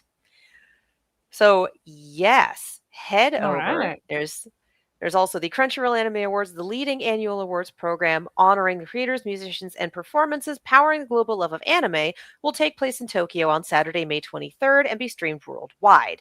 In conjunction with the ceremony, the museum will host a free live watch party for New York audiences, bringing anime's biggest night to the big screen in the museum's Redstone Theater. The pre-show begins at 4 a.m. New York time. Again, we were talking about how it's in Japan, so it's either a late night or an early morning. So it begins at 4 a.m. New York time, followed by the main event at 5 a.m. Doors will open by 3 a.m. for fans to view the gallery program, enjoy refreshments, take photos and cosplay before the live stream begins. The event will be free and open to the public, with MOMI and Crunchyroll members offered priority RSVP access to the event. Other details will be soon announced. This is really cool. That's such a fun idea. I love that. So cool. If I could go to New York for the weekend to do that, I absolutely would. Yeah, other side of the country, no big deal. If you ever do one in Los Angeles, I'm in. But yes, this is fantastic. If you are in New York, this coming weekend and able to watch the stream, or if you're going to be in New York anytime between now to October 12th to go see the exhibition, definitely do it. This sounds incredible. Oh, yeah. So, yes, thank you, Crunchyroll. Actually, I think I have one more that yep. I actually have one more that I want to do that wasn't in the press email, but I remember reading it earlier, and it's a little different, but it's one of my special interests. Disney Plus becomes the exclusive home of the Banana Bowl this October, which is Banana Ball. For those who have not been watching it, it's like What If Harlem Globetrotters but baseball. Yes. It is. And the dancing is so fun. It is high-end baseball, but it's also dancing and trick plays and acrobatics, and it's absolutely hysterical. Yeah, Disney announced from their 2026 upfront an expanded collaboration with the Savannah Bananas, making Disney Plus in the US the home of the Banana Bowl, set to stream this October. The Banana Bowl will stream live on Disney Plus and feature the top teams in the Banana Ball League facing off for the season championship. Known for blending athleticism with entertainment, the game will include one of the biggest performances the league has ever seen, bringing together all 6 teams along with its signature on-field showmanship from first pitch to final out. So there's all sorts of fun stuff, y'all. There's a few other things going on. Savannah Bananas on Dancing with the Stars. Standout player Jackson Olsen to compete on the upcoming season of Dancing with the Stars. Savannah Banana games across ESPN and Disney Plus. They've launched a 25-game exclusive package with every game streaming live on the ESPN app and Disney Plus, and select matchups airing across ESPN networks and ABC. They had a Disneyland Day on March 26th. They are having a Disney World Day, May 29th through 30th. And the Banana Ball is traveling to the ESPN headquarters on July 23rd. So Disney has gone all in with the Savannah Bananas, and I'm here for it. I'm truly, truly here for it. The games are an absolute delight to watch. Absolutely recommend, even if you don't know anything about baseball. It's still very, very fun. Nice. Gigadary answered your question. It's Gundam 00. I still have the kit to build from that series. Excellent. It's 4 kits, but I'll get through them. All right, good luck. So many Gundam. So much Gundam. All right, so now let's get into our shows. So thank you for sticking around through news, and I hope you enjoyed guests. So speaking of our guests, Daemons of the Shadow Realm, let's get into it. So this was a quieter episode, but there were a lot going on. But compared to the action we've had, it's kind of the, okay. I mean, to be fair, the episode starts with, I almost died, and then segues to, I did die. Here's what happened. So. Yes. So speaking of the dying, that was interesting so they do have to die, but they get a choice. And so they may or may not come back. Yay. I kind of want to know, what did you have to give up kind of idea? What's the catch? What's the catch? I feel we got into a little bit, but it still feels I bet there's more. I'm sure there's more. And I mean, we saw the eye sparking, and now it's under an eye patch. So, and it matched the design on the Break Demon's face covering cloth. There was the one eye and then the one horn longer than the other on that side. I like the one arm. We're just oh yes, meat is here. Okay, yes. I like you. You're weird. Yes. The bit where it's a road of skulls and she goes, am I in hell? It's what kind of life were you leading that you think you'd go straight to hell? I'm okay, but can we stop and think about the fact that it's a road of human skulls? I would also consider that to be hell. Yeah. That doesn't seem like a heaven sort of paving thing. What did they call it in English? Or the dub is 2 weeks behind now. So our Yomotsu Hirosaka, the Shadow Realm. Just before the Shadow Realm. Yeah, Yomotsu Hirosaka is a thing. I actually did look it up. That was its thing in Japanese mythology. Oh, yes. Sorry. I thought you meant the character. And I'm that's their realm, which is interesting. Yeah. I'm okay. Yeah, no, unfortunately, I don't have an English comparison because the dub is officially 2 weeks behind at this point and will remain at that schedule, I think. Yes. Because otherwise it would be insane crunch to catch things up. And we don't believe in crunch here. We don't do that. Gigadare goes, I'd assume I was in the bad place too. Very valid. They play the Cars for Kids theme. Can you put up Tangent Corner for a minute here? I gotta do this. So, if you have not seen The Good Place, you need to watch The Good Place. It is an American sitcom. It ran for 4 seasons. It was frankly incredible and actually talked a lot about philosophy, but in a digestible and good way. And I think had people with philosophy understanding on staff, so it was all accurate too. But there's The Good Place, which is heaven, and then you find out a little later there is The Bad Place. And at one point and now let's sing The Bad Place theme. And they all sing the Cars for Kids theme. And with the recent news about them. And Cars for Kids is no longer allowed to play that theme or have advertisements because the advertisements have been misleading and they got dinged for that. So we've all been saved. We will no longer have to listen to the theme of The Bad Place. Yeah. But yes, again, with jokes like that, if you have not seen The Good Place, please watch The Good Place. It is frankly incredible. I have laughed my ass off, and also it made me cry more than once. So, excellent TV. I just pulled it up. I'm going to pull it back up. Comment. Gigadare goes, Path of Skulls and the Void. Nah, man. I agree. It feels like hell. Yeah. Again, I don't think heaven paves their roads with the skulls of, I don't even know who that is. Yeah. It's either hell or Spirit Halloween. And honestly, that Venn diagram overlap is not a circle, but it is sizable. We want them to have a life, but I do like this. And JBJ says, I so wish Daemons of the Shadow Realm could catch up with all the crunching. After all, Gabriel crunches enough. Yes. Crunch, Gabriel's the only one who is allowed to crunch. Yeah. I like that too. Yes. And I thought that was... Go ahead. They die, but they come back. And then it was interesting seeing the people standing there going, wait, why is she not back yet? And then see... what the hell? Okay, we won't have that power then. Well, the brother's brainwashed. We'll still have Seal. He does whatever we say. We can. I'm like, oh, you're not coming off as the good guys here now, are you? Nope. Then again, I think maybe if you Truman Show a guy for his entire life, you're maybe not the best guys anyway. So I don't know. It's kind of starting to be a little creepy though. Because our cold open was someone trying to murder Yuru, not succeeding, and probably not baby's first trauma, but definitely trauma. And Dad not reassuring him he was safe and instead saying, people will come after you. You cannot hesitate. Fear will get you killed. I mean, keep in mind, we're hunters. We deal with big prey sometimes. You cannot hesitate in the face of fear. It can get you killed. So... interesting, but also Dad's got the bigger picture. Yes. And that goes back to the thing which we had the episode where at the parking garage of intent to kill. That Yuru has fine-tuned it of, no, you weren't trying to kill me.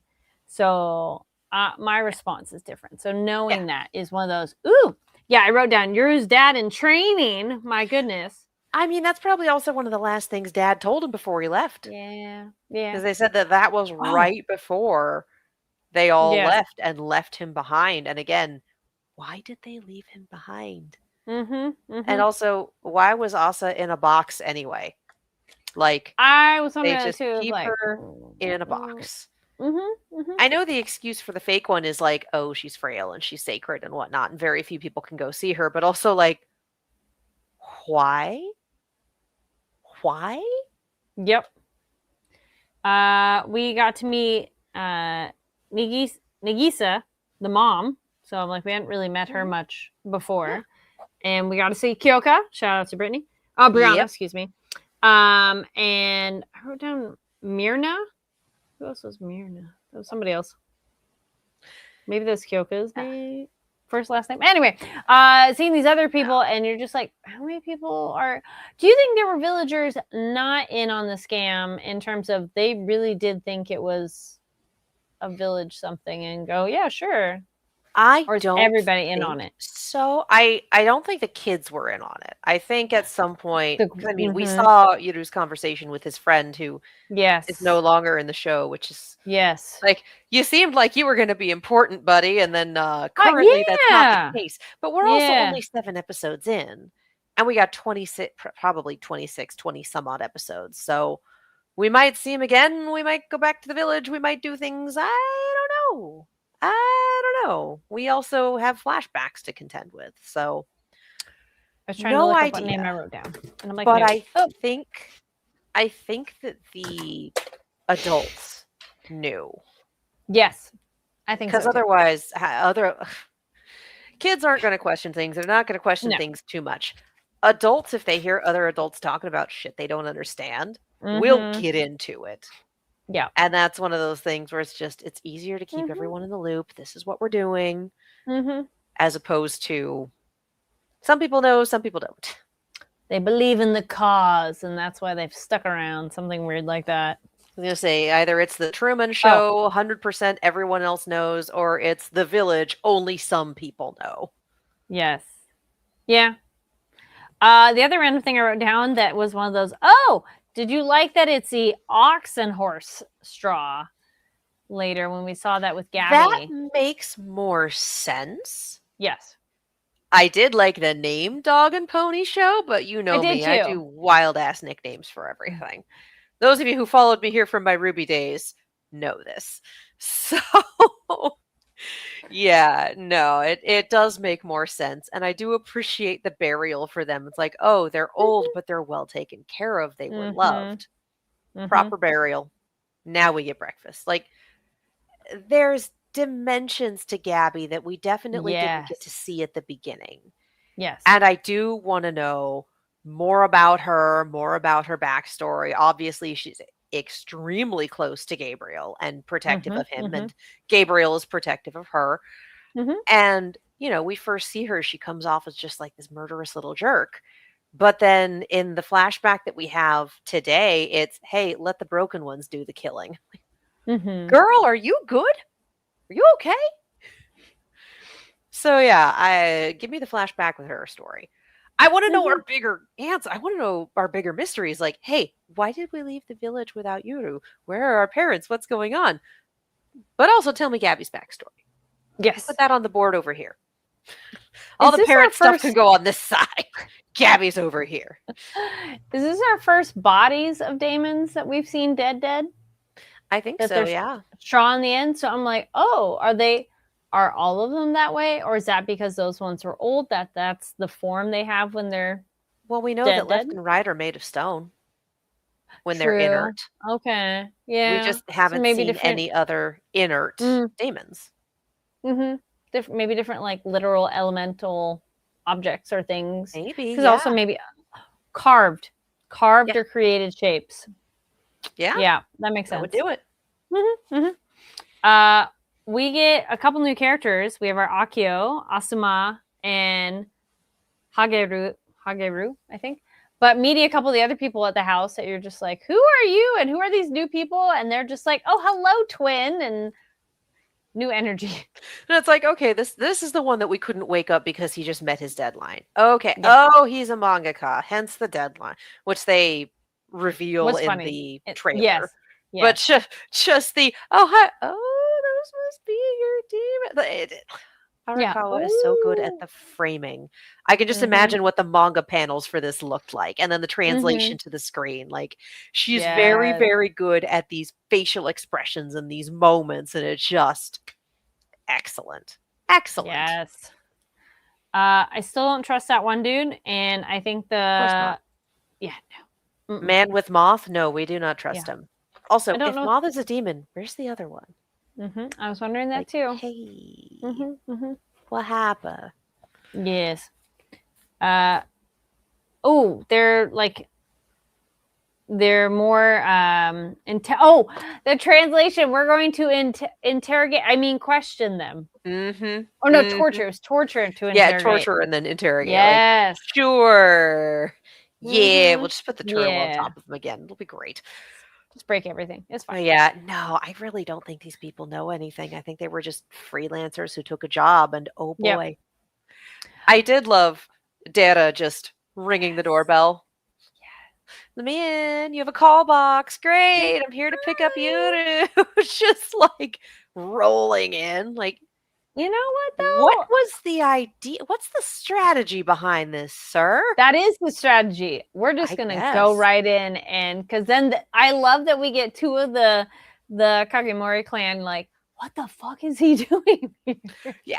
Just really like, So and Jin dumbfounded. doing the internal, like, they're a secretive clan. They've never shown themselves to us. Why did this guy just roll in? And then, like, left and right going, can he be trusted? Are they working together? Like, nah, these two want to murder his ass. They are not working together.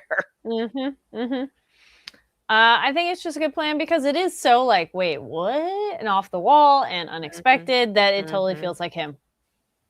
That But I makes sense. kind of wonder I'm here for if it. clearing the air a little bit won't actually help. I think so because yeah, this definitely feels everybody's on the wrong page, and we need to get people on the same page. So, but I also did enjoy like, hey, why didn't you? It's like, so turns out I have to die to get the power. Was anyone gonna tell me that? And calling out you are such a kind, devoted older brother that someone could grab Asa and blackmail you, and you would do anything. Knowing that you have one get out of death free card would only make that worse. And I'm like, call out for every shonen protagonist ever. right? Yeah. When you have a revolving door of death, turns out you care about it less. Dragon Ball, I'm looking at you. DBZ, actually. Dragon Ball was a little better about this shit. Yeah. And then pointing out, like, yeah, the last set of twins, one of them didn't come back. It's like, so you're not guaranteed. One of them opted. My guess is that one opted. I think they opted off not to. Recoil. Yes. But they went, I'm dead. Bye. Oh, peace out. Because the description of, yeah, you can do things, but people who want to use you will start to gather around you. You may start it may be a living hell. Yeah. And also going, I'm already in living hell. My brother's still kidnapped. I don't know if did he show up? No, I have no idea if he's alive. Great. And my parents are kidnapped. So shit sucks. Give me the power. Let me explode something. It'll be great. Actual plot armor. You get one. As I like to say, in playing a specific card in Lorcana, the first hit's free. Like, I think, yeah, that's it on my notes for that one. I liked it. It was good. I can't wait to see how breakfast goes. Yes. Because it looks like we get to see a few other demons. It looks like our mangaka's demons are like little puffballs. And also just seems so happy about breakfast with my brother. I'm like, all right. I like you. Yeah, I really need them to hug. It's got to be earned, but I need it to happen. Yes. You know? We need him to say yes. Yeah. And we're just waiting for that. Yeah. It's going to be a very dramatic moment of some sort. Or maybe he will die and get the power and come back, and that's when hugs will occur. Maybe. Who knows? We shall see. Who knows? Let us know your thoughts on the episode. Leave a comment down below. Again, no spoilers from the manga, just this episode for the anime. All right. And looking over and switching to, where's my other banner? There's so many banners tonight. I was like, they moved. There it is. There's so many banners tonight. Okay. Go Team Kids for the win. Jumping ahead. Because we were like, what's gonna happen? Where are they doing things? And them swooping in and being like, excuse me. I was like, yes! I was so happy for that. So much. Again, this one I do get to watch the sub and then the dub, and I do love it. I do think the dub clarified some things a little better, but I really appreciate the line, like, I hate when adults say children, like children are things and not people. It's like, hello. Yep. Agreed. Yeah, there's... Yeah. How did they say her name in that? It's like Riche. Riche. Yeah. Riche. Loved her swooping in. I was like, yes. Love for energy. And then Tetsuya being, get away from my friend, back off. I was like, I was like cheering for all of that. I was so happy for it. Yes. At one point was just, and then the investigation will recommence. And I'm like, did you mean start? Did you mean you'd start an investigation? Yes. Nolara says, fun fact, the leader of the Night Guard in the sub is the voice of Sakuna from JJK. Yes. I was like, I recognize that voice. Yeah. Real quick, also throwing back to Daemon's Gigadar site. Has it still only been a day or so? True. Not that. Well, we were saying like it's maybe been like a week. It's from the beginning. It's been a few days. From the beginning of the show, it's been about a week because we had about a week of them living in the car before they got a new apartment. From moving into the apartment to all of this stuff, it's been overnight. Yes. Like it has. Yeah. It's been a very busy evening. /night/morning. No one has slept. It's great. Then, so back to our thing. Yeah, go Team Kids. My goodness. Love them. Standing up for themselves. Kind of jumping ahead, but this circles back to a thing that I found frustrating, that we're like, okay, Kiefer, you are a really bad teacher / guardian for disappearing so often. You are a teacher, so you're supposed to be present. So I appreciated so much that he goes, I probably shouldn't have bounced like that. I'm sorry. And I should have been here. I should not have split everyone up. Like, fair enough. Shouldn't have left the kids alone. I don't need him to be perfect. He also thought that the danger was over at that point and that our other kid was not going to go fucking spelunking. It's still unsupervised children who don't know how to do magic around normies. So it's still, you are an adult. You're not the adultiest adult in this group, but you are an adult. Yeah, you are the grown-up of this, Kiefer. So I appreciated him acknowledging the oops, my bad. So I dug that. Also loved how much he ruffled the feathers of Etheus. I don't know.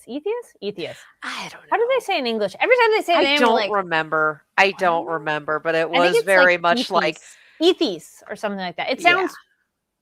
It's hard to place it. Like it's different kind of name. Anyway, I love how bothered he was. Rolling up with that. That's a whole lot of talking and not a lot of willingness to listen. Like, whoa.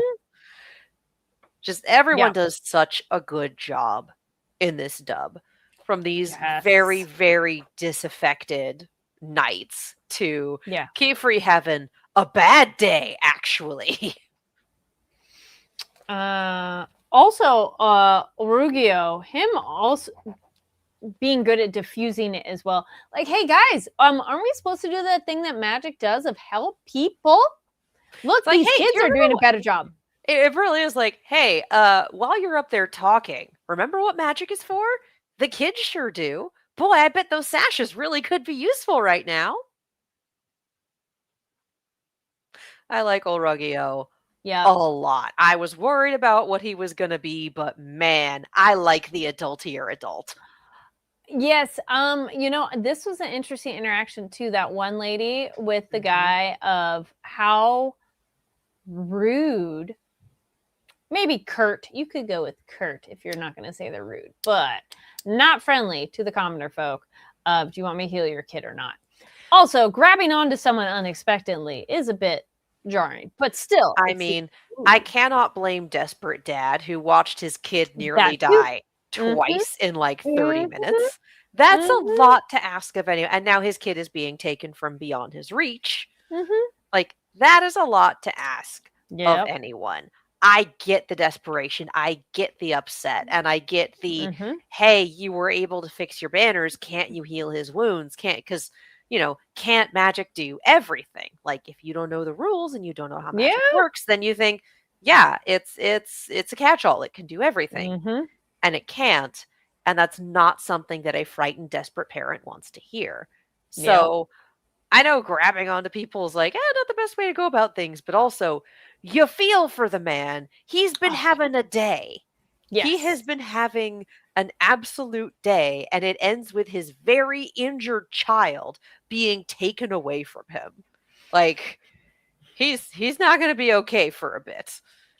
I cannot blame this man. Oh no, not at all. I also can't blame her for having terrible bedside manner, because her job is not to interact with people. Her job is to basically be judge, jury, and executioner for people breaking wizard law. Yes. Which is insane, but this is the system of government we made. Also, Put into I would place not at a time when everyone was real fucked up about things. Yes. But it also is a situation where you go, oh, if I was in trouble, I don't want the Knights Morales coming to my help. I want the individual witch people, like the one-on-one. I do not trust them as a group at all. I don't get any sense of, yay, they've arrived to help. No. They're not here to help. No. They're enforcers. They're the fucking magical SWAT team. Yes. Yeah. Don't want that at your door. Help. Nope. They're not here to help anyone. They're not here to help. They are here to make sure that the laws are upheld and that the secrets are not given out. They're not going to assist anyone. They had to be badgered into assisting by the most responsible adult at the scene. And they had to be stopped from making a snap judgment by literal children going, hey, do you want to maybe actually figure out what the hell is going on? Or do you just want to be like, my job here is done, but you did nothing. Exactly. Like, I mean, I also think at this point, we're not really supposed to like them. True. So I think the show specifically framed them like this as a contrast to our protagonists, to kind of show like these are the consequences, and to show what Kiefer is fucking with when he chooses not to tell them. I was all pinning that, though. I'm going to circle back to that when we get to the end. Oh, we come back to that. Kiefer's up to some shit. So I did like the introduction of marking the stone with quill, like like an engraver, like kind something of thing. etch stone, like a soldering iron, something. Yeah. Like, ooh, very cool. Because any line makes sense. And it makes sense. Yeah, love that. It's like wood burning. There was something more too with Ethis looking at Coco's hands and noticing like how her, her writing mark of how it affects her was interesting. I felt there was a little bit more, and then Kiefer comes in and is like, okay, that's enough. So I'm like, it might have been him cottoning on to the fact that she hasn't been doing this for very long. Yes. Whereas we got the comparison with Agat, who has been doing this forever. A while. So yeah, that might have just been getting a little too close to, the rumors about the outsider who got brought in, and Yep. And Kiefer just does not want the Knights Morales involved in any of this shit. Yeah.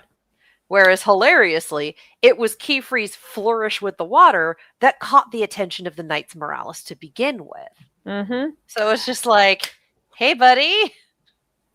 So you were right on your murder board. We were right on our things. It's the affected vial. Ooh. The ink is the thing. We were right. There's blood in that ink. That's so fucked up. Oh, that's messy. But I thought it interesting that it wasn't like, we put something directly into her ink. It was, we put a little spell into the vial so that I can mess with my vial over here and it'll reflect in hers. Like that. I find that really interesting.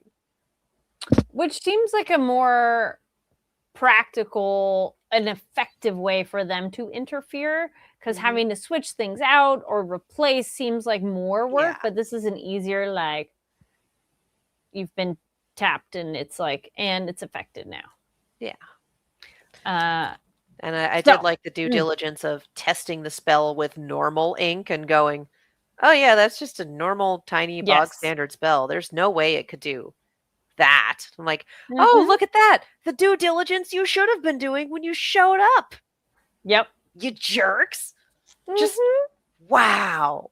Man. Yep. No standard operating procedure for these fuckos. Nope. And I go all episode without saying fuck, and then I say it like 8 times referring to the Knights Morales. I was like, there it is. Oh, I felt like that. Eyelashes that went rogue. Oh yeah. You had that one, not in my eye like yours, but so we'll jump to our having a other real huge one. big part. Yeah. Our Tarda and Noa. I feel bad for Tarda. Oh Like my he's God, so knowledgeable. He gets all of this stuff, but he is completely colorblind. Mm-hmm. And again, I think this is something where they spell it out a lot more in the dub with the outbursts. Because in the sub, it's just, I only knew them from their places on the shelves. I can't tell the difference. You can't help. And in the dub, it's, I cannot tell the difference between the colors. Very much went colorblind. And it's just Kiefer going, yeah, we're not really good at differences. And I just sit here and go, colorblind glasses exist. It's the sort of thing that modern technology can do. I know this because a couple jobs ago we had a network technician who was colorblind, and you have to be able to see colors to differentiate what wires are in what ports, et cetera, et cetera. Like you have to be able to do that. So the job bought him a pair of colorblind glasses, and while he had them on, it fixed the color blindness. It was able to correct that. I have a bright rainbow dress, so I walked in one day wearing the dress, and he had the glasses on and went, whoa! Like, yeah, excellent. But that's the sort of thing that modern technology can do. And I look at this, and I look at the fact that they have a light spell, and that things can be etched into shoes and swords and everything else. And I go, with a little bit of tweaking and a higher level of give a fuck, surely someone can make magical colorblind fixing glasses. I feel Coco might. That's a thing that can be done, because one of your central glyphs is light, and color is part of light. It's a spectrum. So that's just me sitting here looking at this and going, well, that's bullshit. And literally no one has addressed this problem ever in the history of magic. What are you doing? Or maybe someone tried to fix it by writing a glyph directly on their eyes, and that's been outlawed. I don't know. I feel Coco's going to be the one to think of that if that comes up, because she would be the person to be like, hey, maybe we can help and think that way. Yeah. Though, okay, I do have to call out. I mean, and again, we know they're children. I know. Yeah. But let me get on ladder near tons of jars of glass. I'm like, it was a little bit like, oh, and I know the light wasn't the thing they made. So that is true in terms of it wasn't their fault. But she definitely does seem very unaware of the space she's in. And like, you know what? She's a puppy that's bigger, that has grown too fast and is not aware of her body and space. Because I get that maybe she really is that naive and isn't know how volatile the material is. Okay, fine. It's a little bit naive that, like, girl, you've learned things are dangerous. Maybe let's not touch everything. But it's a bunch of glass things that I've walked in shops and I'll just be like, I don't want to touch. Like as a child, you'd be scared to knock things over. So I was a little bit like, okay. I am willing to benefit of the doubt it, because we did see her working in episode 1 and doing large bolts of fabric off of higher shelves. So I would give her the benefit of the doubt of being comfortable and able to handle herself on a ladder. Because again, she was outside of arm's reach of the glass, and it was the startling and the ladder falling forward that caused the issue, because Kiefer set off a flashbang. So also, so many of those fell that it's almost like it was like earthquake level of moving, and none of them broke. Because even if she fell or moved, I would think not all of them moved. So some of that does feel weird of how it. But I mean, it looked like she hit the shelf, and if the shelf upended, then it would. I think that's what happened. And it all moved really quickly. But again, when someone sets off a flashbang, I don't think you can be held responsible for your reaction. I don't want her to lose her energy, her effervescence, her bubbliness, and everything. But I kind of want her to grow in that way of being a little more aware, which the other girls kind of are getting as they're learning. So we haven't had much time for her to learn and get teaching, because Kiefer's not around to teach. No. Kiefer's herring off and doing his own thing. Like, yes, we know you have a mission, but sir, calm down. Yeah. What the heck? So I want You to see have her a bunch growth. of like 13-year-olds in your presence. Like, can we chill? But yes, back to Keyfree on your murder board. I want to be is Keyfree a bad guy? I don't think he is. Okay. Like I'm happy to put it there, but I think he's got a past paralleling Coco's in some way. Oh, okay. Because talking with like a few episodes back, talking with Olrogio about like if you're gonna if you were gonna erase her memories of magic just for this, you may as well erase mine. So I wonder if he was also an outsider or if something happened. Because we've also had the mentions of, oh, he was the terror of the Citadel, he was a rule breaker, he was a whatever. Like, he did not get along well in school and then chose not to stay there and instead has his own little atelier because it's out from under people's thumbs. Doesn't like or doesn't trust the Knights Morales and is trying very hard to hunt down the brimmed caps. So my guess is that something happened that done hecked him up. And I don't know if this is vengeance or closure, or I don't think he's trying to like join them or anything. I was kind of wondering, I'm like, I don't think it is. I think he seems too desperate for that. Okay. In a not great way.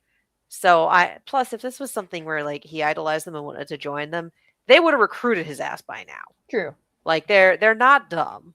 Or do you think someone he cared about joined them and left, and so he's trying to get that person back into his life? Maybe. But to me, it really does seem like they did something that wronged him somehow. And he is either trying to fix it or exact vengeance. Yeah. And Coco being a link to them and Coco knowing what this book looks like and being able to pull it. For one, the book will give him greater insight into their bullshit. And for another, it will give them the seal so that they can reverse it. So goals for everyone. But this to me seems like Keyfree has his own priorities. And they are, I can understand why you don't want the Knights Morales involved in this if you actually want answers. Because obviously, the Knights Morales don't give a shit about answers. They just want everything to go back to the way it is. Yeah. It's like you're not helpful. If you don't address the root cause of the problem, you don't solve it. Anyway, again, I don't respect them at all. But he's also not making great decisions on his own either. After that nice little conversation about, you would have caused their memories to be erased. Memories are what make up a person. Even erasing a few of them does irreparable damage. What does he do? Little bit of amnesia for grandpa. No big deal. Like, oh my God. So yeah, I wonder how much of it you can control of it, like how much you take. I assume it's the intensity of the spell. Yeah. But yeah, exactly. It's very hypocritical of him of going, hey, that's an awful thing to do. Let me do my memory erase spell. And also, loose ends. Not doing the same thing to the kid. So what was that really bright light? I don't know what you're talking about. What? Because the kid knows, Keyfree was here. There was a bright light. My grandpa doesn't remember that bright light. Something happened. He's not dumb. Not in any capacity. That boy is not stupid. Do we think there's any residual after magic residue that you can tell that someone's memory has been erased too? Because that also is a loose end. I have no idea. I mean, if you'd got them both, neither of them would have any reason to suspect. And then it's just like, hey, Coco, don't bring it up. But there's, again, we have that little soliloquy from the brimmed cap about magic being a pretty lie. And lies don't hold up to scrutiny. And here we have Keyfree building a house of cards. Like, this is not going to work. Something's going to come crashing down and it's going to be bad. The question is when and what and how.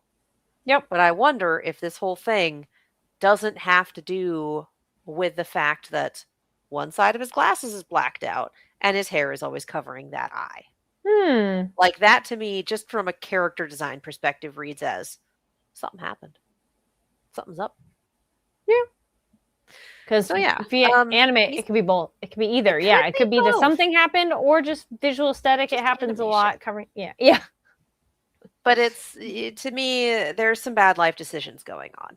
I don't think that Keyfree is evil or untrustworthy, but I do think he is making some real bad decisions. Yes, agreed. Making some very questionable choices. We shall wait and see. There's no way Olruggio knows about it. He might know. He probably knows Keyfree's history, but I doubt he knows what he's up to. I don't think he knows either. Yeah. All right. Let us know your thoughts on the episode. Again, no spoilers from the manga and just this episode that came out. And then in the meantime, until next time, or other things to check out, I was like, until next time, what you should watch or read or book. I had it because I got it and it came to my library. So yay! So with this wonderful book from Kiri that we had her on the show many moons ago. Go back and watch it. It is now in my library. So I was like, sweet. That is actually the book pre-order that I mentioned earlier. The sequel is dropping in October. Yes. And she just announced the pre-order recently. So, yes, friends ordered it for me for my birthday and printed out the picture and put it in the card. So, yeah. Definitely. If you haven't read it, read it. There's an audiobook version. Kiri does the footnotes, which is hysterical. Very Terry Pratchett. That's cute. Yeah. Yay. Yeah. So definitely read that if you have not. It is a very fun, modern Fae Sherlock. A little bit of romance, kind of, maybe. We're not there quite yet.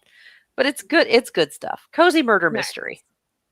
Yeah, I picked that one up. I'm not ready for it yet because there we go. Now I have the name of the other one I was reading. That is my before bedtime reading is Mafia Queens of Mumbai. And it is chronicles a true story of 13 women who became powerful figures in Mumbai's underworld, from assassins to drug lords to gangster moles, revealing their rise from poverty or difficult circumstances to become legendary figures in a male-dominated world. Dang. So it's really fun, and part of that inspired what I want to is there's a really cool film called Gangubai, and that's with Alia Bhatt, and she plays a real person that she was sold from, like she was gonna run away with her boyfriend, and he sold her as a prostitute, and it's like, oh shit, but then her rise from being like lowly to being like the madam and like being in charge of areas. It's a cool movie. Obviously trigger warnings because it's like all kinds of sexual assault things, but it is still kind of like badass women. And so far the book's really good. And it's a nice read because it's told like from a journalist they took, historical documents and then talked to people and stuff. So I'm like, so it's like, ooh, yes, let me keep reading. Yeah. And then audiobook, I just finished Fourth Wing. Really enjoyed it. I'm on to the next book, Iron Flame. It's a really good audiobook that if y'all want like audiobooks, I enjoyed that because that's when I'm doing a walk or driving. I had a lot of long drives recently. So I was like, all right, we're almost at the end. But yeah, if you enjoy books like I saw it once, I'm like, it's not the same, but in that vein. If you like Hunger Games, Divergent, it's just that kind of like action. Bigger themes are evolving towards the end of book one. So I like that of like, okay, we did our one world of stuff, enjoyed it. And then now there's like bigger stuff going on. So I was like, all right, let me go into book two. All righty. They have a bonus thing at the end where just you should listen to it or make sure you read that because I don't know spoilers, but it's fun to have the bonus content. But fun bonus things, yes. Yes, exactly. All right. And what about you? You had a birthday. I had a birthday. My birthday was yesterday. It was on Sunday. Yay. I had a party on Saturday night, and then I spent the day doing fun things in Little Tokyo, and then I went to the cat shelter, and then I went to another friend's birthday party because we have the same birthday. So she went to mine on Saturday, and I went to hers on Sunday, which was nice. And now there is an entire cheesecake in the fridge, courtesy of my roommate. One of the small ones, but still. Cheesecake Factory cheesecake. She knows me. She knows me. We went to see Mortal Kombat on Thursday. Mortal Kombat 2. How was it? It Is was it? a How lot is of it? fun. Oh my Yay. God. Carl Urban as Johnny Cage was chef kiss, A+ no notes casting choice. My God, he is good. All of it was really good. If you liked the new Mortal Kombat movie that dropped, you're really going to enjoy this one. If you think the new Mortal Kombat movie that dropped really could have done better, you're going to enjoy this one. If you don't like Mortal Kombat, why would you go see this? It is. I feel all those sound very valid. Yeah, no, it earns that R rating. All It right. earns Yeah. that R rating Okay. because it's Mortal Kombat. So, you know, not Yep. everyone lives. It's Mortal Kombat. Yeah. It's good. It's good. There's definitely a hook for a third movie, and I'm here for it. Like, yeah, no, we love Mortal Kombat. It's very fun. Yeah, heck of a movie. Good times. Theaters is good. If you're a wait for home video person, also good. But like, Yeah. I Okay. did enjoy it. I do think it was well put together. It's solid. Casting's good. Writing's good. Like it's well done. Nice. Yes. That is the big new media thing, because mostly I've also just been doing the new Lorcana set. So that has been part of the focus. And, saw Gundam. Yeah. We talked about that. And I just picked up The Empress of Salt and Fortune. It is this novella series. Okay. This is the first one. And it's basically about an archivist who goes around their world and gets stories. I am like 20 pages into it, so I can't say a lot yet. But for being 20 pages into a 100 some odd page book, they're all novellas, they're short.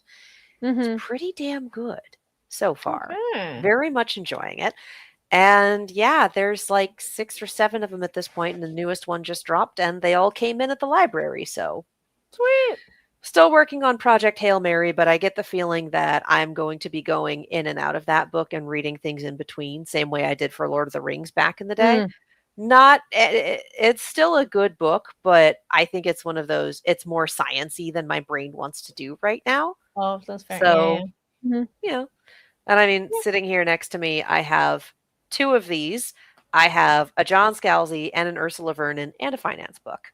These are all just in a stack right here. And that doesn't include the ton of books that I have in a bag from the library, which include more Scalzis, more Ursula Vernons, the rest of these.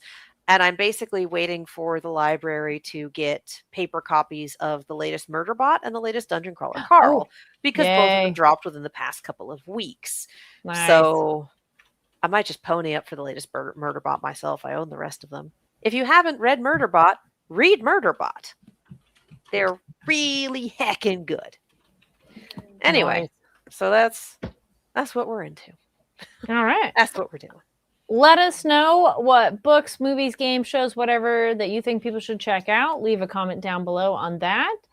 And that brings us to the end. Oh my goodness. Thank you so much for watching, listening, tuning in. If you watch live, awesome. And if you join live chat, fabulous. If you watch quietly from the shadows, also fantastic. Love to have you all here. Yeah. Huge round of applause for all of our guests today. That was great talking to so many people. I'm like, we so many. Appreciate you all. Again, just a bunch of delights to talk with. Excellent human beings. Yes. Make sure to go follow over on Twitter and Blue Sky, NTATMB. And the following over on Fanversation across social media platforms, as well as make sure you are subscribed here in that notification bell so you know when videos are coming out, and get those links ready so you don't miss it when we have guests, because guys, they're just gonna, we have more. There's just gonna be more coming your way, and we want you to tune in, interact with them, and we look forward to talking to more people. And everybody we've talked to so far has been amazing. So it's like, let's keep it up. Yes. And Katie, where can people find you online? You can follow me all over the social medias, as well as on YouTube and Twitch at Kiaxet. That is Kiaxet. I have also been appearing in some episodes of the Inkwell Coliseum YouTube channel. It is a Lorcana channel. It is a good time. There's going to be a TikTok and I think some shorts coming up soon. And I am also going to be featuring in those because we did do some recording this past weekend. But yes, if you want to watch the first episode of the Colosseum Clash. That is a series that I am in. It is a good time. It's kind of ridiculous. We have a great time. Sweet. And you all can find me online at Carrie D Lane. That's KARIDLANE. My dog's like coughing over there. So I was like, are you okay? She's like, ahem, clearing her throat. But yes, thank you so much for everybody tuning in live, giving you that Monday energy. Man, it's a weird Monday out there. So you all stay safe and, take a breath.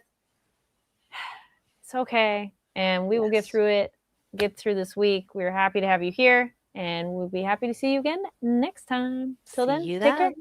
Bye. Bye.